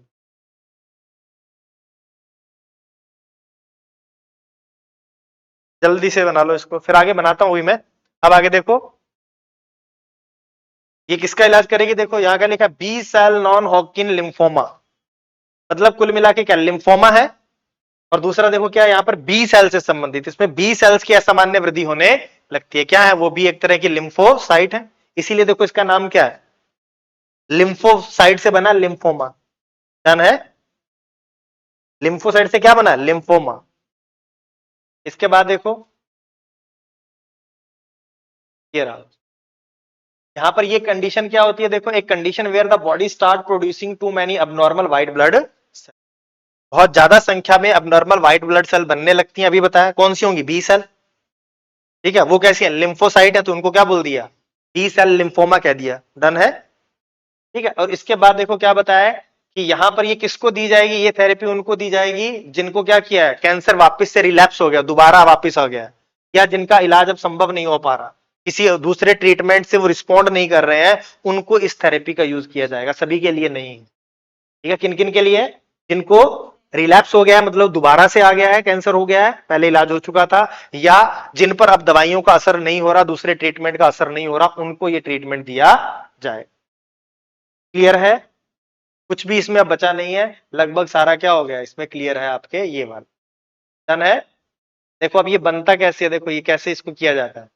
देखो ये ह्यूमन है, ह्यूमन से ब्लड को कलेक्ट किया, फिर उसमें से टी सेल को बाहर निकाल लिया। अब टी सेल को इनको बाहर निकाल कर लैब में इनको क्या किया जाता है, जेनेटिकली इंजीनियर किया जाता है। इनमें CAR का जीन डाल दिया जाएगा, जीन डाल दिया जाएगा तो इनके ऊपर क्या आ गया, रिसेप्टर निकल आया। अब इनकी क्लोनिंग कर ली जाएगी, क्लोनिंग मतलब इनको मल्टीप्लाई कर लिया जाएगा, बढ़ा लिया जाएगा। बढ़ाने के बाद वापिस से क्या कर दिया, इसको शरीर में डाल दिया जाएगा और वो कैंसर सेल को पहचान कर उनको मार डाले। ये प्रोसेस है इसका। डन है, तो ये पूरा का पूरा था आपका। ये देखो यहाँ पर लिखा है CD19 प्रोटीन को क्या करता है, पकड़ता है वो। अच्छा, ये भी मैंने आपको बता दिया कि कहां कहां पर इसका यूज करना है। देखो ये किसमें है, ल्यूकेमिया और लिम्फोमा में।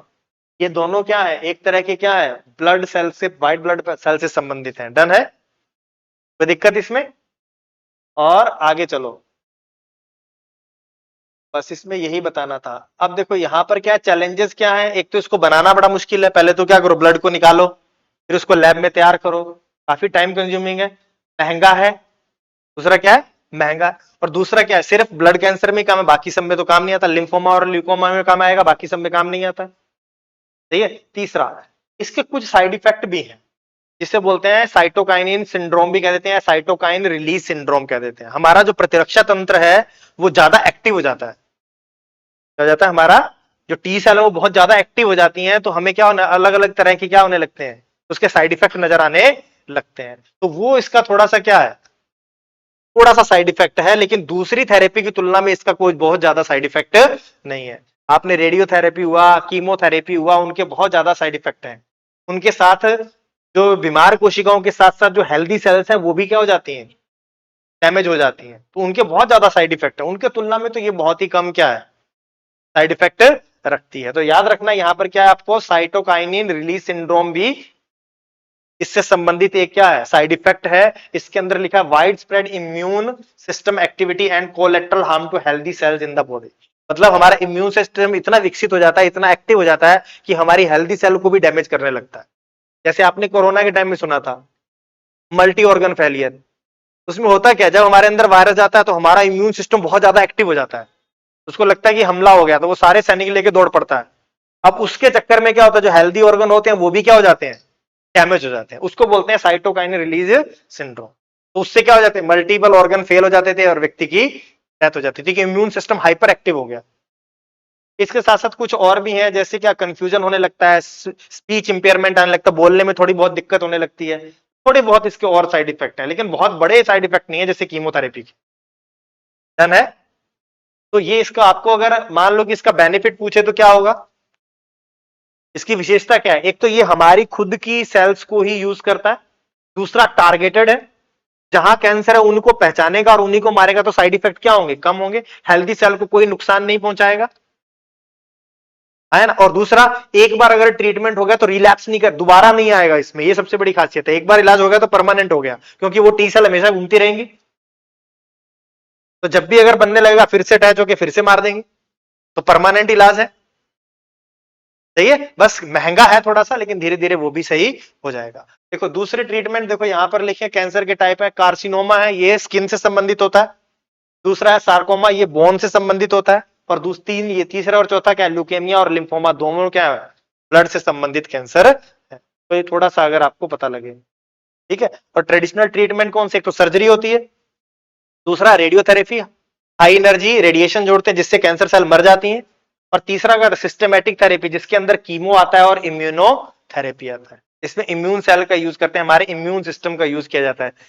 आपकी कौन सी, CAR T cell therapy, CAR-T cell therapy किसका एग्जांपल है, इम्यूनोथेरेपी का ही एक एग्जांपल। क्लियर है, कुछ नहीं है, कंसेप्ट अगर आपको आता है तो तुरंत क्या हो जाएगा, ये क्वेश्चन आपका सॉल्व हो जाएगा, कुछ भी नहीं बचा। किसने बनाई, किस कंपनी ने बनाई, क्या प्रोसीजर है, सब हमने देख लिया, डन है। तो लिखो अब, जल्दी से लिख लो क्वार्टेमी के बारे में, लिख लो CAR-T सेल थेरेपी है, जल्दी से लिखो क्वार्टेमी।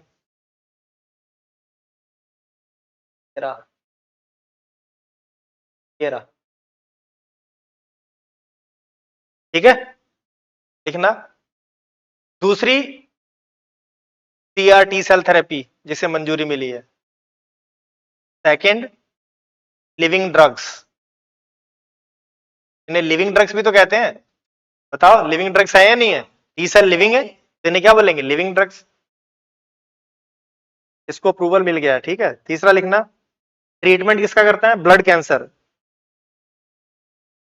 और ब्लड कैंसर के आगे क्या लिख लोगे, ये B cell non Hodgkin lymphoma,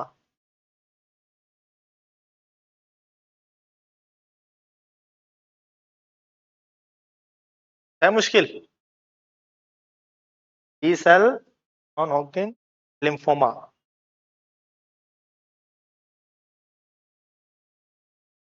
अब विकसित किसने किया, देखो यहां लिख लो, इम्यूनियल थेरापेटिक्स,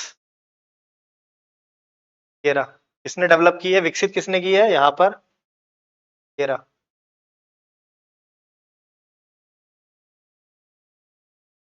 यहां पर,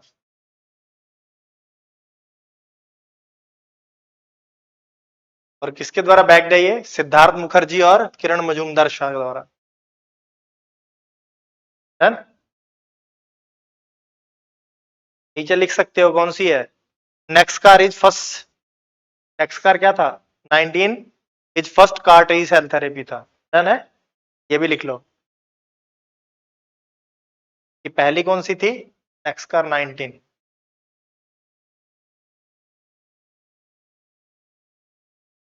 ठीक है।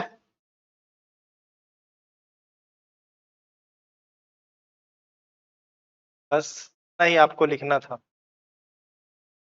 इसमें क्या हो जाती है, असामान्य श्वेत रक्त कोशिकाएं बनना शुरू कर देती हैं अत्यधिक मात्रा में, है ना, व्हाइट ब्लड सेल क्या हो जाती है, की संख्या बढ़ने लगती है। ये तो आपको था ये वाला। अब इसके बारे में लिखना है कुछ, तो लिखा दूं कैसे ये काम करती है,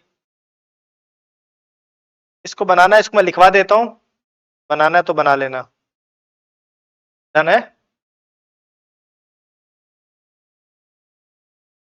देखो CAR-T सेल थेरेपी,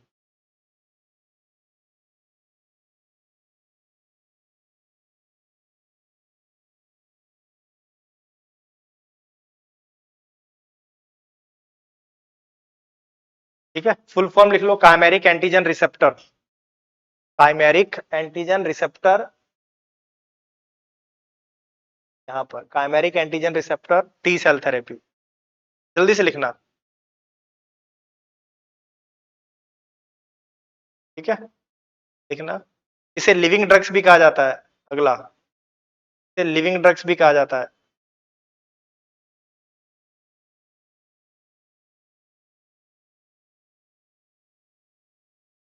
लिखना अगली लाइन से, इसके अंतर्गत टी कोशिकाओं को, इसके अंतर्गत टी सेल्स को, ब्रैकेट में लिख लेना लिम्फोसाइट्स, के अंतर्गत टी सेल्स को सक्रिय करने हेतु, इसके अंतर्गत टी सेल्स को सक्रिय एक्टिव करने हेतु प्रयोगशाला में संशोधित किया जाता है, प्रयोगशाला में आनुवंशिक रूप से संशोधित किया जाता है, जेनेटिकली मॉडिफाइड किया जाता है,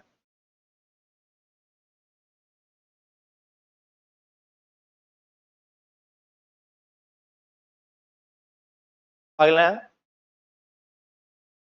प्रोसेस भी लिखा दूं। देखो अगली लाइन से, इसके अंतर्गत रोगी से रक्त को प्राप्त किया जाता है।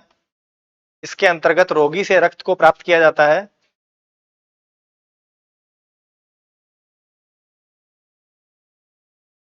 और इसके अंतर्गत रोगी से रक्त को प्राप्त किया जाता है और रक्त की टी सेल्स में, और रक्त की ब्लड की टी सेल्स में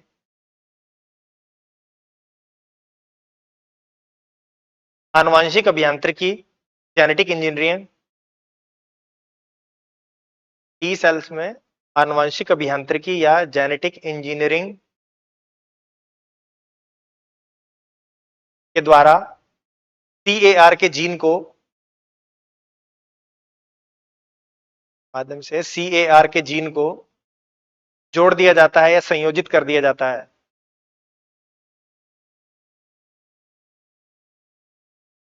अगली लाइन से लिखना, इसके पश्चात टी सेल की संख्या में वृद्धि की जाती है। इसके पश्चात टी सेल्स की संख्या में वृद्धि की जाती है।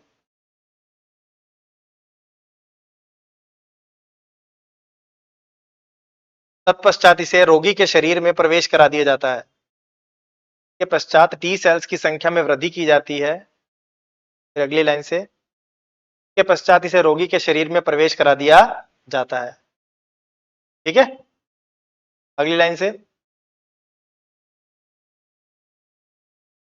ये जेनेटिकली मॉडिफाइड टी सेल या ये सीएआर टी सेल्स, ये सीएआर टी सेल्स कैंसर कोशिकाओं पर उपस्थित, ये सीएआर टी सेल्स कैंसर कोशिकाओं पर उपस्थित एक निश्चित प्रोटीन, एक निश्चित प्रोटीन से सीएआर के माध्यम से जुड़ जाती हैं।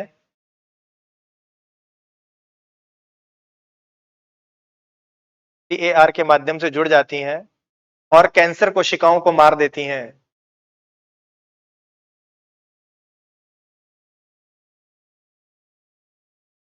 सही है, आगे बढ़ो। यह अधिक टारगेटेड है तथा यह पद्धति या विधि अधिक टारगेटेड है, लक्षित है तथा लक्षित कोशिकाओं को ही प्रभावित करती है। यह अधिक टारगेटेड है तथा लक्षित कोशिकाओं को ही प्रभावित करती है।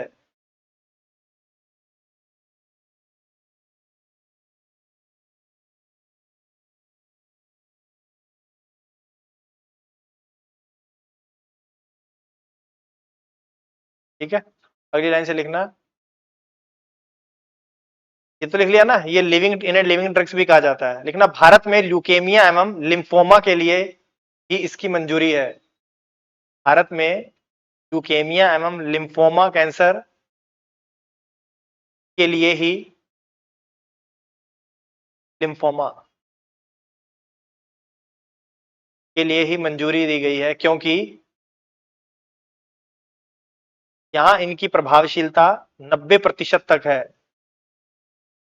कि यहां इनकी प्रभावशीलता 90% तक है।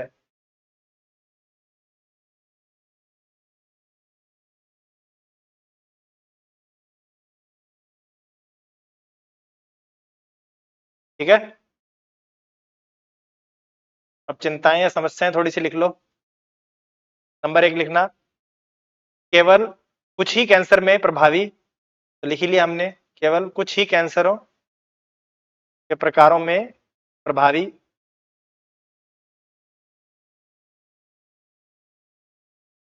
दूसरा, प्रतिरक्षा तंत्र अत्यधिक सक्रिय हो जाता है। प्रतिरक्षा तंत्र अत्यधिक सक्रिय हो जाता है।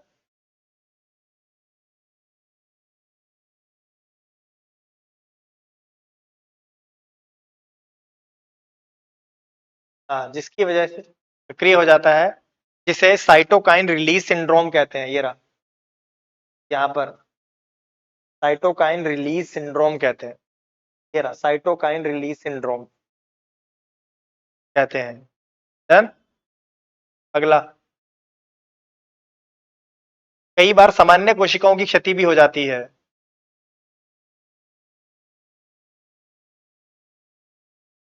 अगला, न्यूरोलॉजिकल लक्षण दिखाई देने लगते हैं। न्यूरोलॉजिकल लक्षण दिखाई देने लगते हैं, जैसे बोलने की क्षमता, भ्रम की स्थिति आदि।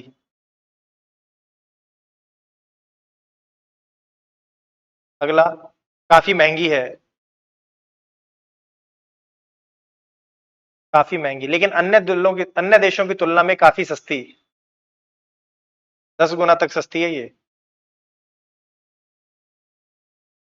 काफी महंगी लेकिन अन्य देशों की तुलना में, विकसित देशों की तुलना में काफी सस्ती, 10 गुना सस्ती है ये। लास्ट में लिखना, यह एक इम्यूनोथेरेपी है। ये क्या है? इम्यूनोथेरेपी है। तो ये भी आपका क्लियर हो गया। डन है? हाँ जी। नहीं, कंपनी। आपको बस इतना ही याद रखना है, ठीक है। इसके बाद देखो कौन सा है अब हमारा टॉपिक नेक्स्ट वाला। अब आगे बढ़ते हैं। सारा क्लियर हो गया ना यहाँ पर? कौन से वाला पता ना? इम्यूनो एक्ट नहीं थी ना? ये रहा ना, इसका कौन सा था? एक सेकेंड, ये रहा इम्यूनो एक्ट बताया ना, ये रहा। और टाटा मेमोरियल सेंटर के सहयोग से हुआ था, और यहाँ पर कौन थे? राहुल परवार थे। डन। ठीक, आगे बढ़े हम। लिख लो, जल्दी से लिखो।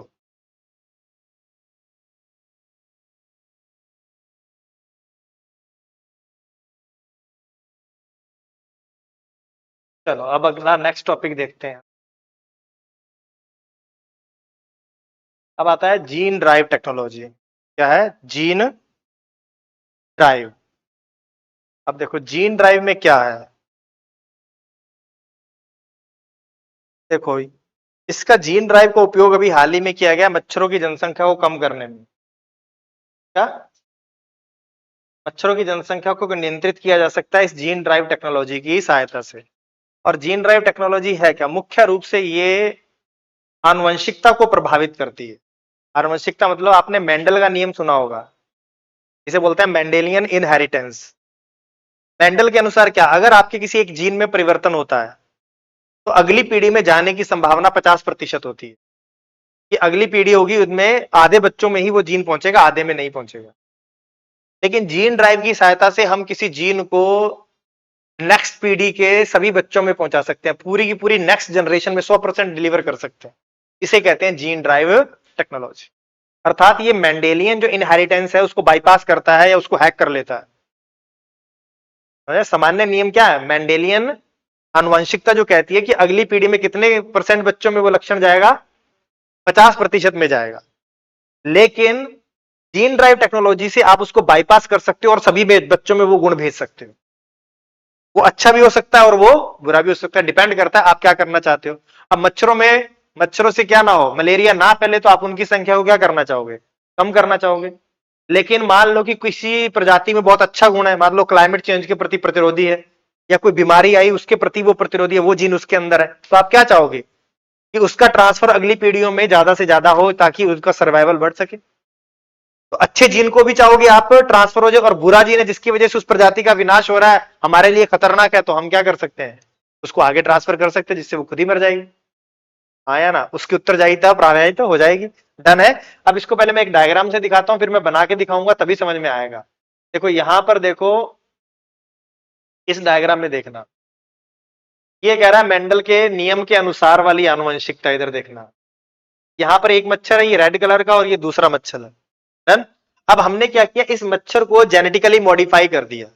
इसमें कुछ ऐसे जीन डाल दिए जो इस तरह के प्रोटीन या एंजाइम बनाते हैं जिससे ये मच्छर मर जाते हैं, या जिससे क्या हो, इनके अंदर देखो, मच्छर से मलेरिया थोड़ी, मच्छर मलेरिया फैलाता है, मच्छर से मलेरिया नहीं होता, प्लाज्मोडियम से मलेरिया होता है। जो किसके अंदर होता है? मच्छर के अंदर वो एक फेज गुजारता है, मच्छर उसको फैलाने का काम करता है, यही है ना? तो प्लाज्मोडियम कहां रहेगा? मच्छर में। तो हम क्या करें, कि उस तरह का इसमें जेनेटिकली मॉडिफाई करें, इस तरह के ये प्रोटीन निर्माण करें कि वो प्लाज्मोडियम ज्यादा देर सर्वाइव ना करे, वही मर जाए। और दूसरा हम इस तरह की इसके अंदर प्रोटीन का निर्माण करवाने लगा दें जिससे जो मादा मच्छर है वो मरने लग जाए, उसकी जीवन काल कम हो जाए, तो मच्छरों की संख्या और उससे होने वाला मलेरिया क्या हो जाएगा, कम हो जाएगा। हाँ या ना, कर सकते हैं हम।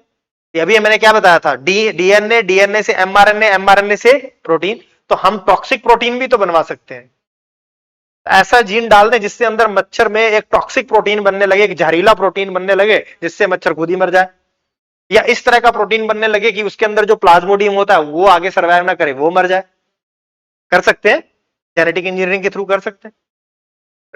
लेकिन हम चाहते हैं कि उसकी सभी पीढ़ियों में वो जाए, काम जल्दी हो जाए, तो हम क्या करेंगे, जीन ड्राइव का यूज करेंगे। लेकिन सबसे पहले हमें पता होगी होता कैसे है, मेंडेलियन जो जेनेटिक्स है उसको देखते हैं। देखो अब हमने क्या किया, ये जो मच्छर था इसमें इस तरह का जीन डाल दिया तो ये रेड कलर का है, और अब इसने क्या किया, इसकी इन्हें निषेचन किया किसके साथ, एक वाइल्ड टाइप मॉस्किटो के साथ जो नॉर्मल है। अब इन दोनों में जब निषेचन होगा तो आगे जो अगली पीढ़ी आएगी तो देखो उसमें ये दो ही बच्चे हैं, देखो एक ये और मच्छर और एक ये मच्छर। ये एक कैसा है, रेड कलर का, और दूसरा देखो कैसा है, नॉर्मल है। तो मतलब क्या, 50% नॉर्मल है और 50% में क्या आ गया, वो जीन आगे आ गया। अब देखो, अब इसका फिर से क्या हुआ है कि उसने वाइल्ड वाले से फिर से इनका क्या हुआ, निषेचन हुआ। इनके आगे जो बच्चे होंगे तो देखो उनमें ये एक नॉर्मल, एक तो क्या हो गया, जेनेटिकली मॉडिफाई जैसा था जिसमें वो लक्षण थे, और दूसरा कैसा है, नॉर्मल। लेकिन ये तो नॉर्मल था, इसके तो आगे पीढ़ी कैसी होगी, नॉर्मल। मतलब बहुत कम में आगे जा रहा है, देखो एक में यहां आया, फिर एक में, फिर एक में, मतलब अगली पीढ़ी में बहुत ही कम मात्रा में वो पहुंच रहा है, हाँ या ना। तो इसका तो कोई असर नहीं होने वाला। अभी मैं बना के दिखाऊंगा आपको पूरा चार्ट होता कैसे है। पहले मैं समझा दूं कि ये है क्या, ये है मेंडेलियन इनहेरिटेंस।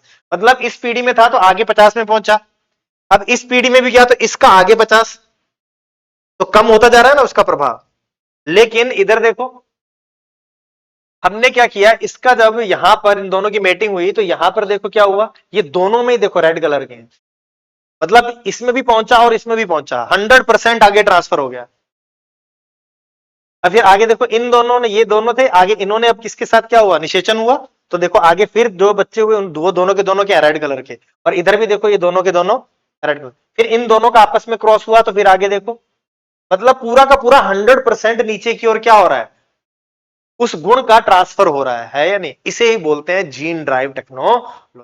आपने मेंडेलियन जो आनुवंशिकता है उसको ब्रेक कर दिया है, उसको हैक कर लिया एक तरह से, इसे कहते हैं जीन ड्राइव। लेकिन होता कैसे है ना, होता कैसे है, तो उसको मैं समझा देता हूं, इस पे भी समझाता हूं और उस पे भी समझाता हूं। देखो ये रहा यहां पर हमारे अंदर, देखो ये जो देखा हमारे था जो कह रहे थे जिसमें हमने जेनेटिकली चेंज किया, तो उसके अंदर देखो हमारे अंदर हर जीन की दो कॉपी होती हैं। जैसे देखो ये रहा एक जीन और ये रहा दूसरा जीन, हर व्यक्ति में कितनी कॉपी होती है, दो जीन होते हैं। तो एक जीन ये रहा, एक जीन ये रहा, तो हमने क्या किया, इस एक जीन में क्या किया, परिवर्तन किया। लेकिन दूसरा जीन तो इसका क्या है, नॉर्मल है, सही है।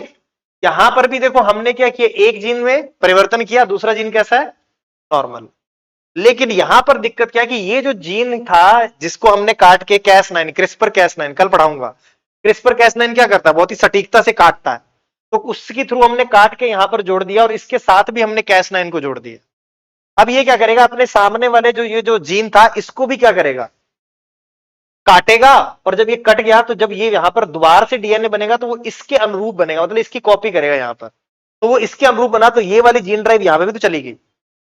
मतलब आपने चेंज तो इसमें किया था लेकिन ये चेंज सामने वाले में भी अपने चेंज कर दे रहा है। बात क्लियर हुई, कैसे कर रहा है, Cas9 के थ्रू। उस Cas9 ने क्या किया, यहां तो हमने नया जीन डाल ही दिया Cas9 के थ्रू, लेकिन ये अपने सामने जो इसका अनुपूरक है उसको काट देता है।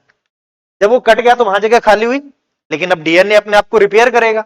जब रिपेयर करेगा तो कैसे रिपेयर करेगा, उसके जो सामने सीक्वेंस है उसको वो पढ़ेगा कि अच्छा यहां आई है तो यहां पर भी ऐसे ही होना चाहिए, तो ये दोनों क्या हो जाएंगे, जो यहां था वो यहां पर भी हो गया। इट मींस इसने दोनों जीन में क्या कर लिया, परिवर्तन कर लिया। अब इस वजह से ये पूरा का पूरा अगली पीढ़ी में ट्रांसफर होगा। अब कैसे होगा मैं बना के दिखा देता हूं। देखो यहां पर है मान लो, तो मैं जीन के थ्रू बना दूं ऐसा, इस पे कलर देख लें, समझ में आ रहा है, ये व्हाइट कलर है और ये मान लो कि यहां पर ये ग्रीन, ठीक। और ये दूसरा था, इसमें दोनों के दोनों क्या है, वाइट है। ये नॉर्मल है, इसे हम क्या बोलते हैं, वाइल्ड टाइप। क्या बोलते हैं, वाइल्ड टाइप। और इसमें हमने जेनेटिकली क्या कर दिया, मॉडिफाई कर दिया।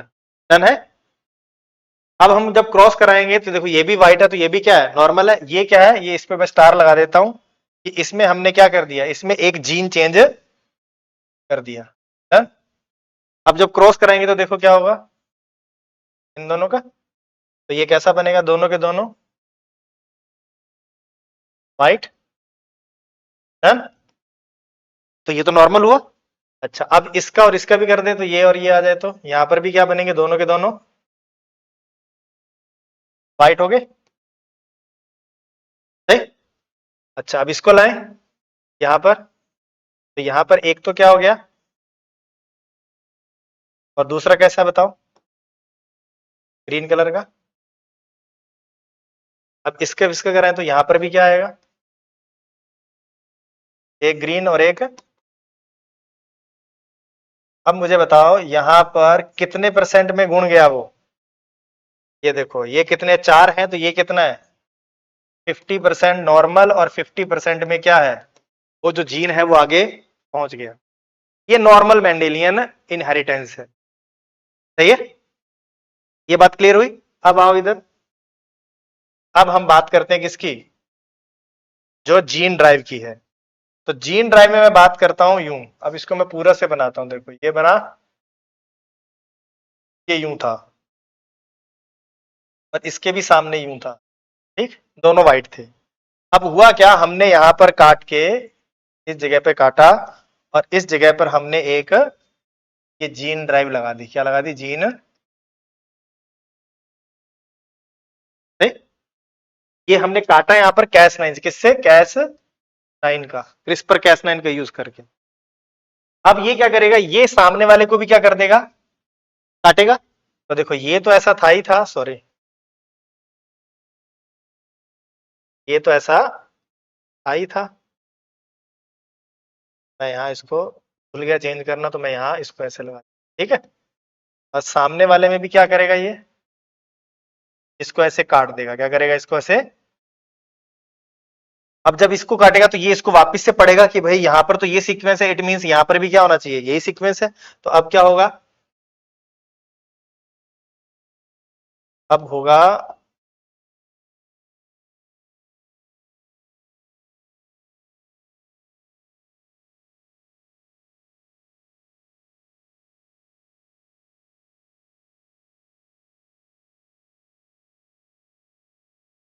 दोनों में आप पहुंच गया, मतलब इसने इस वाले में भी क्या कर दिया, चेंज कर दिया या नहीं कर दिया। तो अब दोनों के दोनों जीन में ये परिवर्तन हो गया।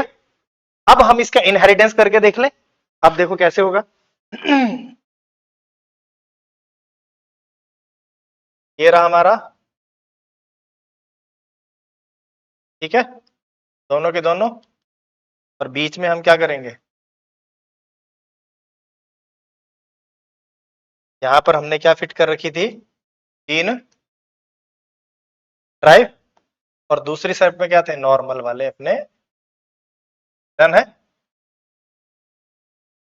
ठीक, ये आपका क्या है, वाइल्ड टाइप, वाइल्ड टाइप, और ये आपका है जीन ड्राइव से युक्त वाले। अब इनका क्रॉस करो, देखो बताओ, एक नॉर्मल है और एक था, एक में क्या आ गया, ठीक। अब यहां पर भी यही होगा, यहां पर इन दोनों का फिर से करें तो यहां पर भी सेम कंडीशन रहेगी। एक क्या होगा, नॉर्मल होगा, और दूसरा क्या होगा, में मॉडिफाइड आ जाएगा।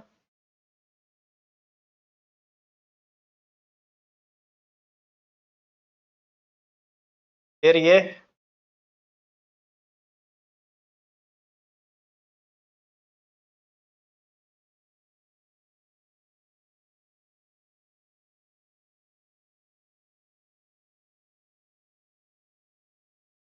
क्या हुआ, एक गायब हो गया क्या यहाँ से, दो नहीं बनाए थे क्या यहाँ मैंने। चलो बना लेते हैं। ये यहाँ से आया और फिर ये कहाँ से आएगा, ये पहले वाले से ही है।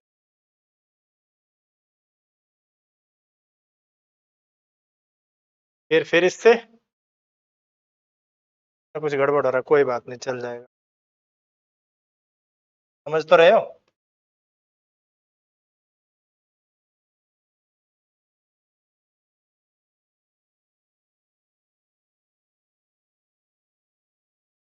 बताओ।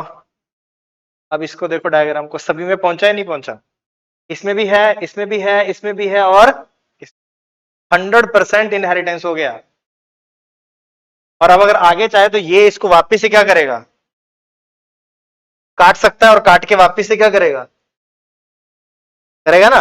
तो ये फिर इसको क्या करेगा, अब चेंज कर देगा इसको इसको इसको, ये पूरी तरह से 100% हो जाएगा, और फिर अगली पीढ़ी में फिर से क्या हो जाएगा, 100% ट्रांसफर होगा। आया ना। तो जो मेंडेलियन की जो नॉर्मल जेनेटिक्स थी उसको इसने क्या कर दिया, बाईपास कर दिया, उसको क्या कर दिया, हैक कर दिया। क्लियर है? यही है आपकी जीन ड्राइव। सही है कि ये अगली पीढ़ी में वांछित गुणों को या लक्षित गुणों को पहुंचाने की जो प्रोसेस है उसको तेज कर देता है, उसकी संभावना को बढ़ा देता है। कोई दिक्कत इसमें जीन ड्राइव को? अब लिखा दूं जीन ड्राइव को, या डायग्राम बनाने की जरूरत तो नहीं है? समझ गए होंगे, बस मोर देन इनफ है इतना ही, कैसे वो काम करता है। देखो अब उस डायग्राम को देख लो, उससे और क्लियर हो जाएगा। देखो यहाँ ये रहा, ये जीन ड्राइव आपने इंसर्ट कर दी। अब ये सामने वाले को भी काटेगा। अब उसकी जगह क्या करेगा, ये इसको यहाँ पर पेस्ट कर देगा, अपने को कॉपी हो जाएगी इसकी। तो दोनों में क्या हो गया, रिपेयर होने के बाद दोनों में जीन ड्राइव है। अब फिर ये आगे क्या करेगा, सभी के सभी ऑफस्प्रिंग में पहुंच जाएगा, और मेंडेलियन जो जेनेटिक्स के रूल है उनको ये बाईपास कर लेगा। डन है? दिखा दूं इसको, लिखो जल्दी से, लिखो जीन ड्राइव। देखना, यह एक जेनेटिक इंजीनियरिंग की तकनीक है, जीई तक टेक्नोलॉजी है, सीधा लिख लो जीई, जेनेटिक इंजीनियरिंग, आनुवंशिक अभियांत्रिकी तकनीक है। दूसरा पॉइंट, चार्ट बनाते जाओ ऐसे ऐसे करके ना, ये वाला जैसे मैं बनाता हूं हमेशा क्लास में, ये वाला क्यों 1 2 3 ऐसे बनाते जाओ। लिखो आगे। दूसरा, यह किसी जनसंख्या या प्रजाति की आनुवंशिकता को बदल देती है।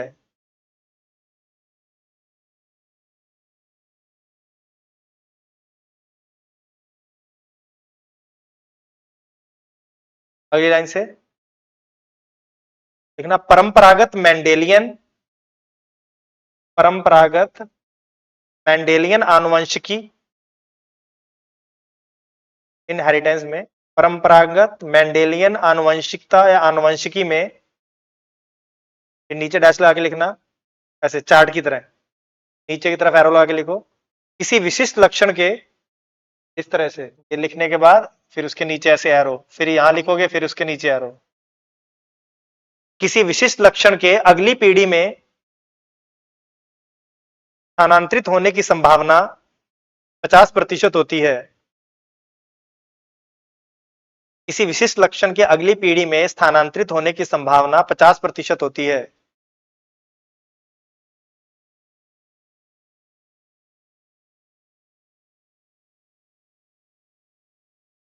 ठीक है, अगले लाइन से देखना, जीन ड्राइव आनुवंशिकता की इस प्रक्रिया को, जीन ड्राइव आनुवंशिकता की इस प्रक्रिया को हैक करती है या बदल देती है।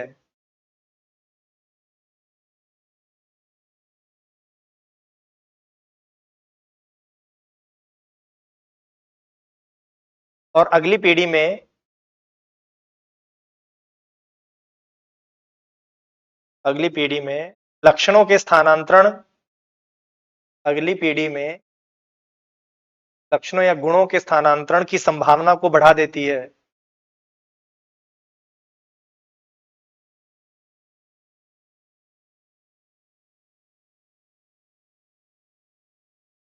जिससे कोई विशिष्ट जीन, जिससे कोई विशिष्ट जीन किसी आबादी में तेजी से फैलता है। जिससे कोई विशेष जीन किसी आबादी में तेजी से फैलता है।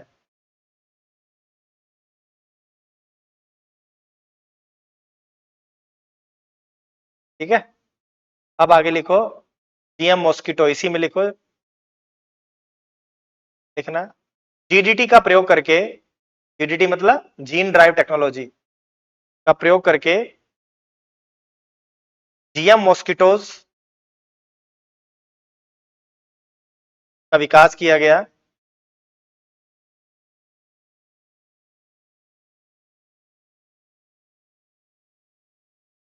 जो वातावरण में मच्छरों की आबादी को कम करता है, जिससे वातावरण में वातावरण में मच्छरों की आबादी को कम करता है।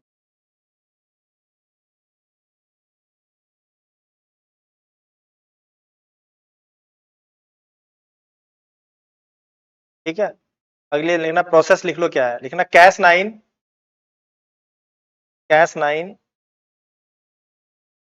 ड्राइव सीक्वेंस या ब्रैकेट में लिखना जीन ड्राइव सीक्वेंस, सीक्वेंस तो जानते हो ना, अनुक्रम, ड्राइव सीक्वेंस या ब्रैकेट में लिख लेना जीन को शामिल करता है, इसमें शामिल करेगा, ब्रैकेट में लिखना डीएनए में। ठीक है, अगले लाइन में लिखना इससे मच्छर में दो पदार्थों का निर्माण होता है,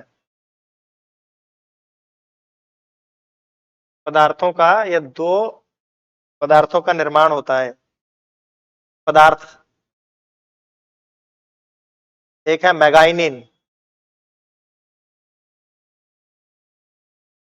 आप प्रोटीन भी लिख सकते हो, टू मैगाइनिन 2, और दूसरा है पेलिटिन, पेलिटिन, इन दो पदार्थों का निर्माण होता है, पेलिटिन और मैगाइनिन, लिखना अगली लाइन से। ये प्लाज्मोडियम परजीवी के यह प्लाज्मोडियम परजीवी के विकास को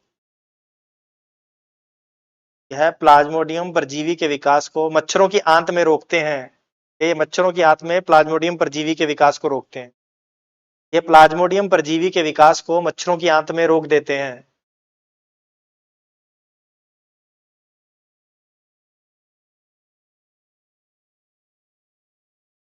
दूसरा, यह मादा मच्छर की आयु को कम करते हैं, वही फैलाती है, तो यह मादा मच्छर की आयु को कम करते हैं।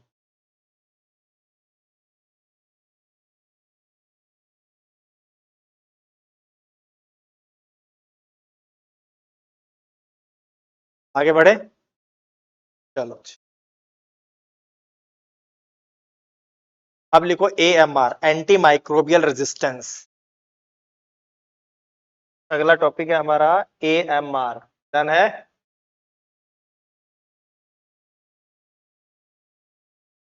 स्टेम सेल बाद में देखेंगे, एक्स्ट्रा क्रोमोसोमल डीएनए कल पढ़ाएंगे, ठीक है। वो तो टॉपिक लिखे थे जो आपको पहले दिखाए थे, सीक्वेंस नहीं था, ठीक है।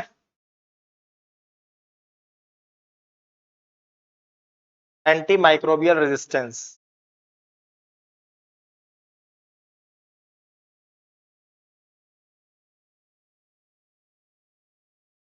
ठीक है।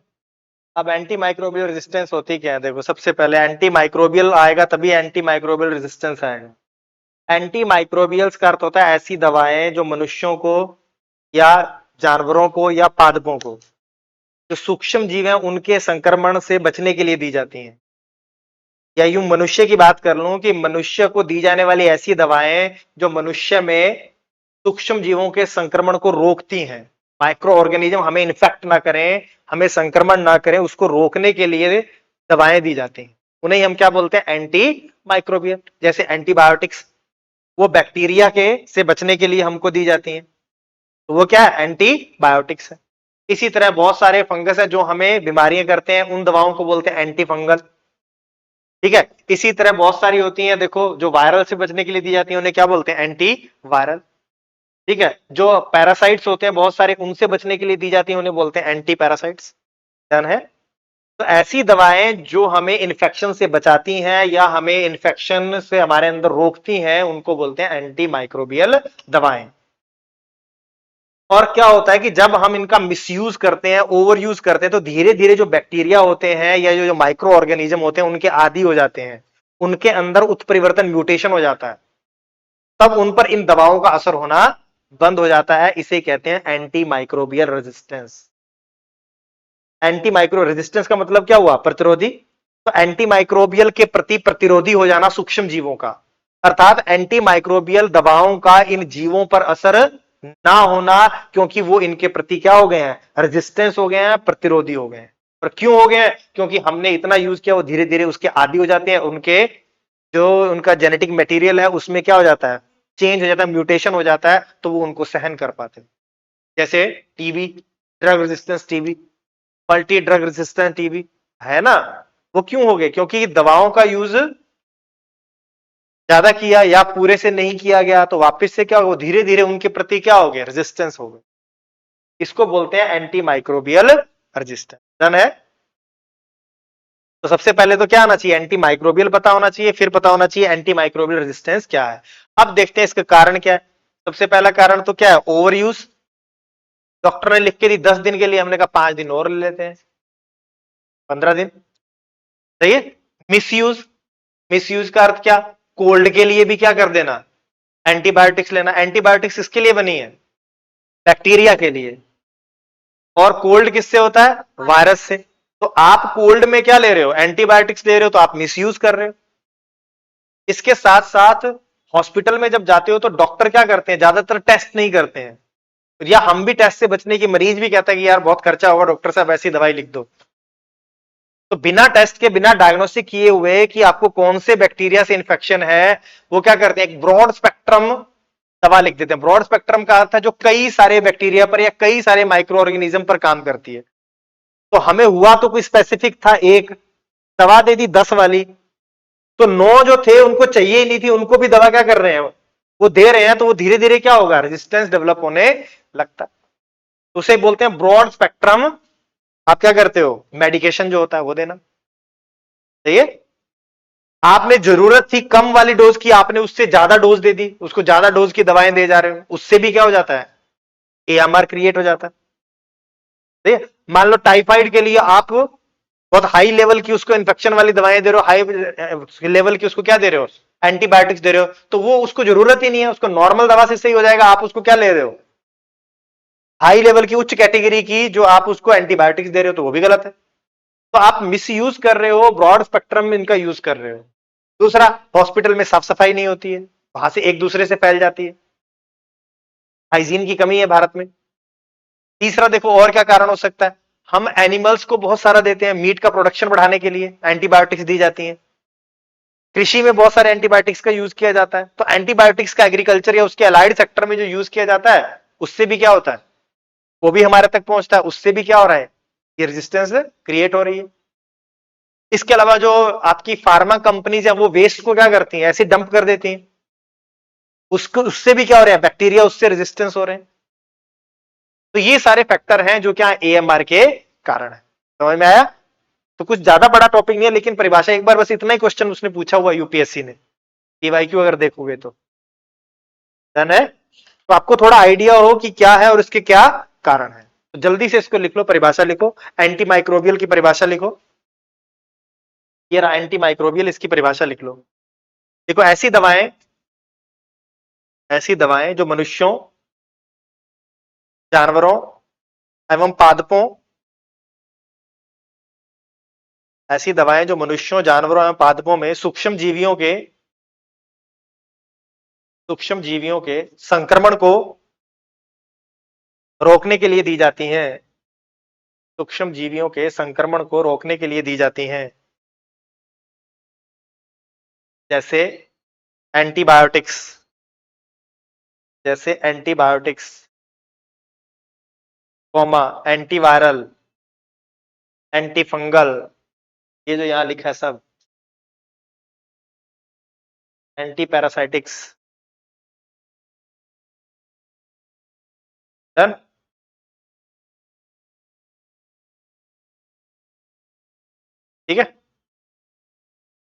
अब लिखो एएमआर। एएमआर क्या होता है?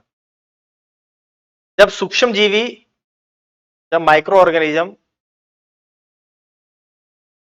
सूक्ष्म जीवियों में जब सूक्ष्म जीवियों में इस प्रकार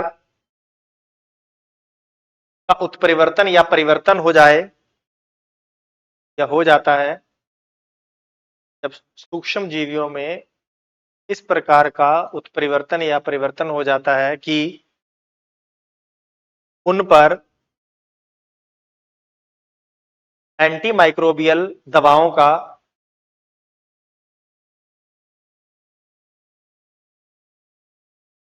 असर नहीं होता या प्रभाव नहीं पड़ता,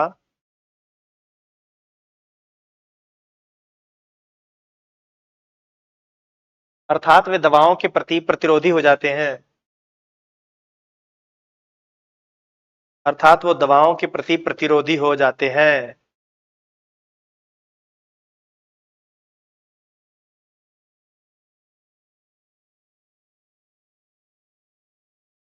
डन है। अब लिखो कारण। लिखो कारण। लिखना ओवर यूज ऑफ मेडिकेशन, अति उपयोग, ओवर यूज। आगे तो समझ ही जाओगे, पहला लिख लो ओवर यूज, दूसरा लिखो miss use.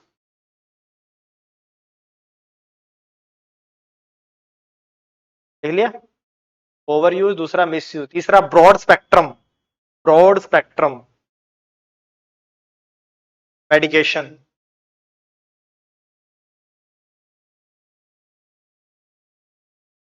Broad spectrum medication. ठीक है, इसके आगे टेस्ट की कमी, टेस्ट ना करवाना, डायग्नोस्टिक्स नहीं कराना, डायग्नोस्ट नहीं कराते हैं, डायग्नोस्टिक टेस्ट जो होते हैं उनको कम कराना, टेस्ट कम कराना। फिर एग्रीकल्चर में, कृषि में उपयोग,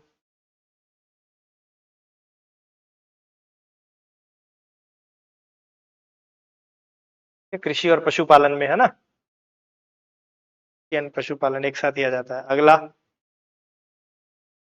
फार्मा कंपनीज के वेस्ट द्वारा, फार्मा कंपनी के वेस्ट द्वारा,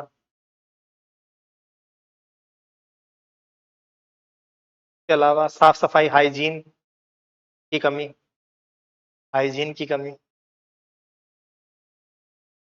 क्लियर है? तो ये था आपका ये वाला मुद्दा। तो आज यहीं रुकते हैं, कल की क्लास लगेगी और एक क्लास और, तीन तीन क्लास तो लगेंगी बायोटेक्नोलॉजी में, काफी मुद्दे भी पड़े हैं। हफ्ता कल ही कंप्लीट हो जाए, लेकिन देखते हैं, दो क्लास, तीन, दो तीन जितनी भी लगेंगी हम लेंगे, कोई मुद्दा रह ना जाए। ठीक है? और उसके बाद आईटी में दो क्लास लगेंगी और स्पेस में दो लगेंगी, एक एनर्जी में लगेगी, एक डिफेंस में। डन? में हो जाएगा।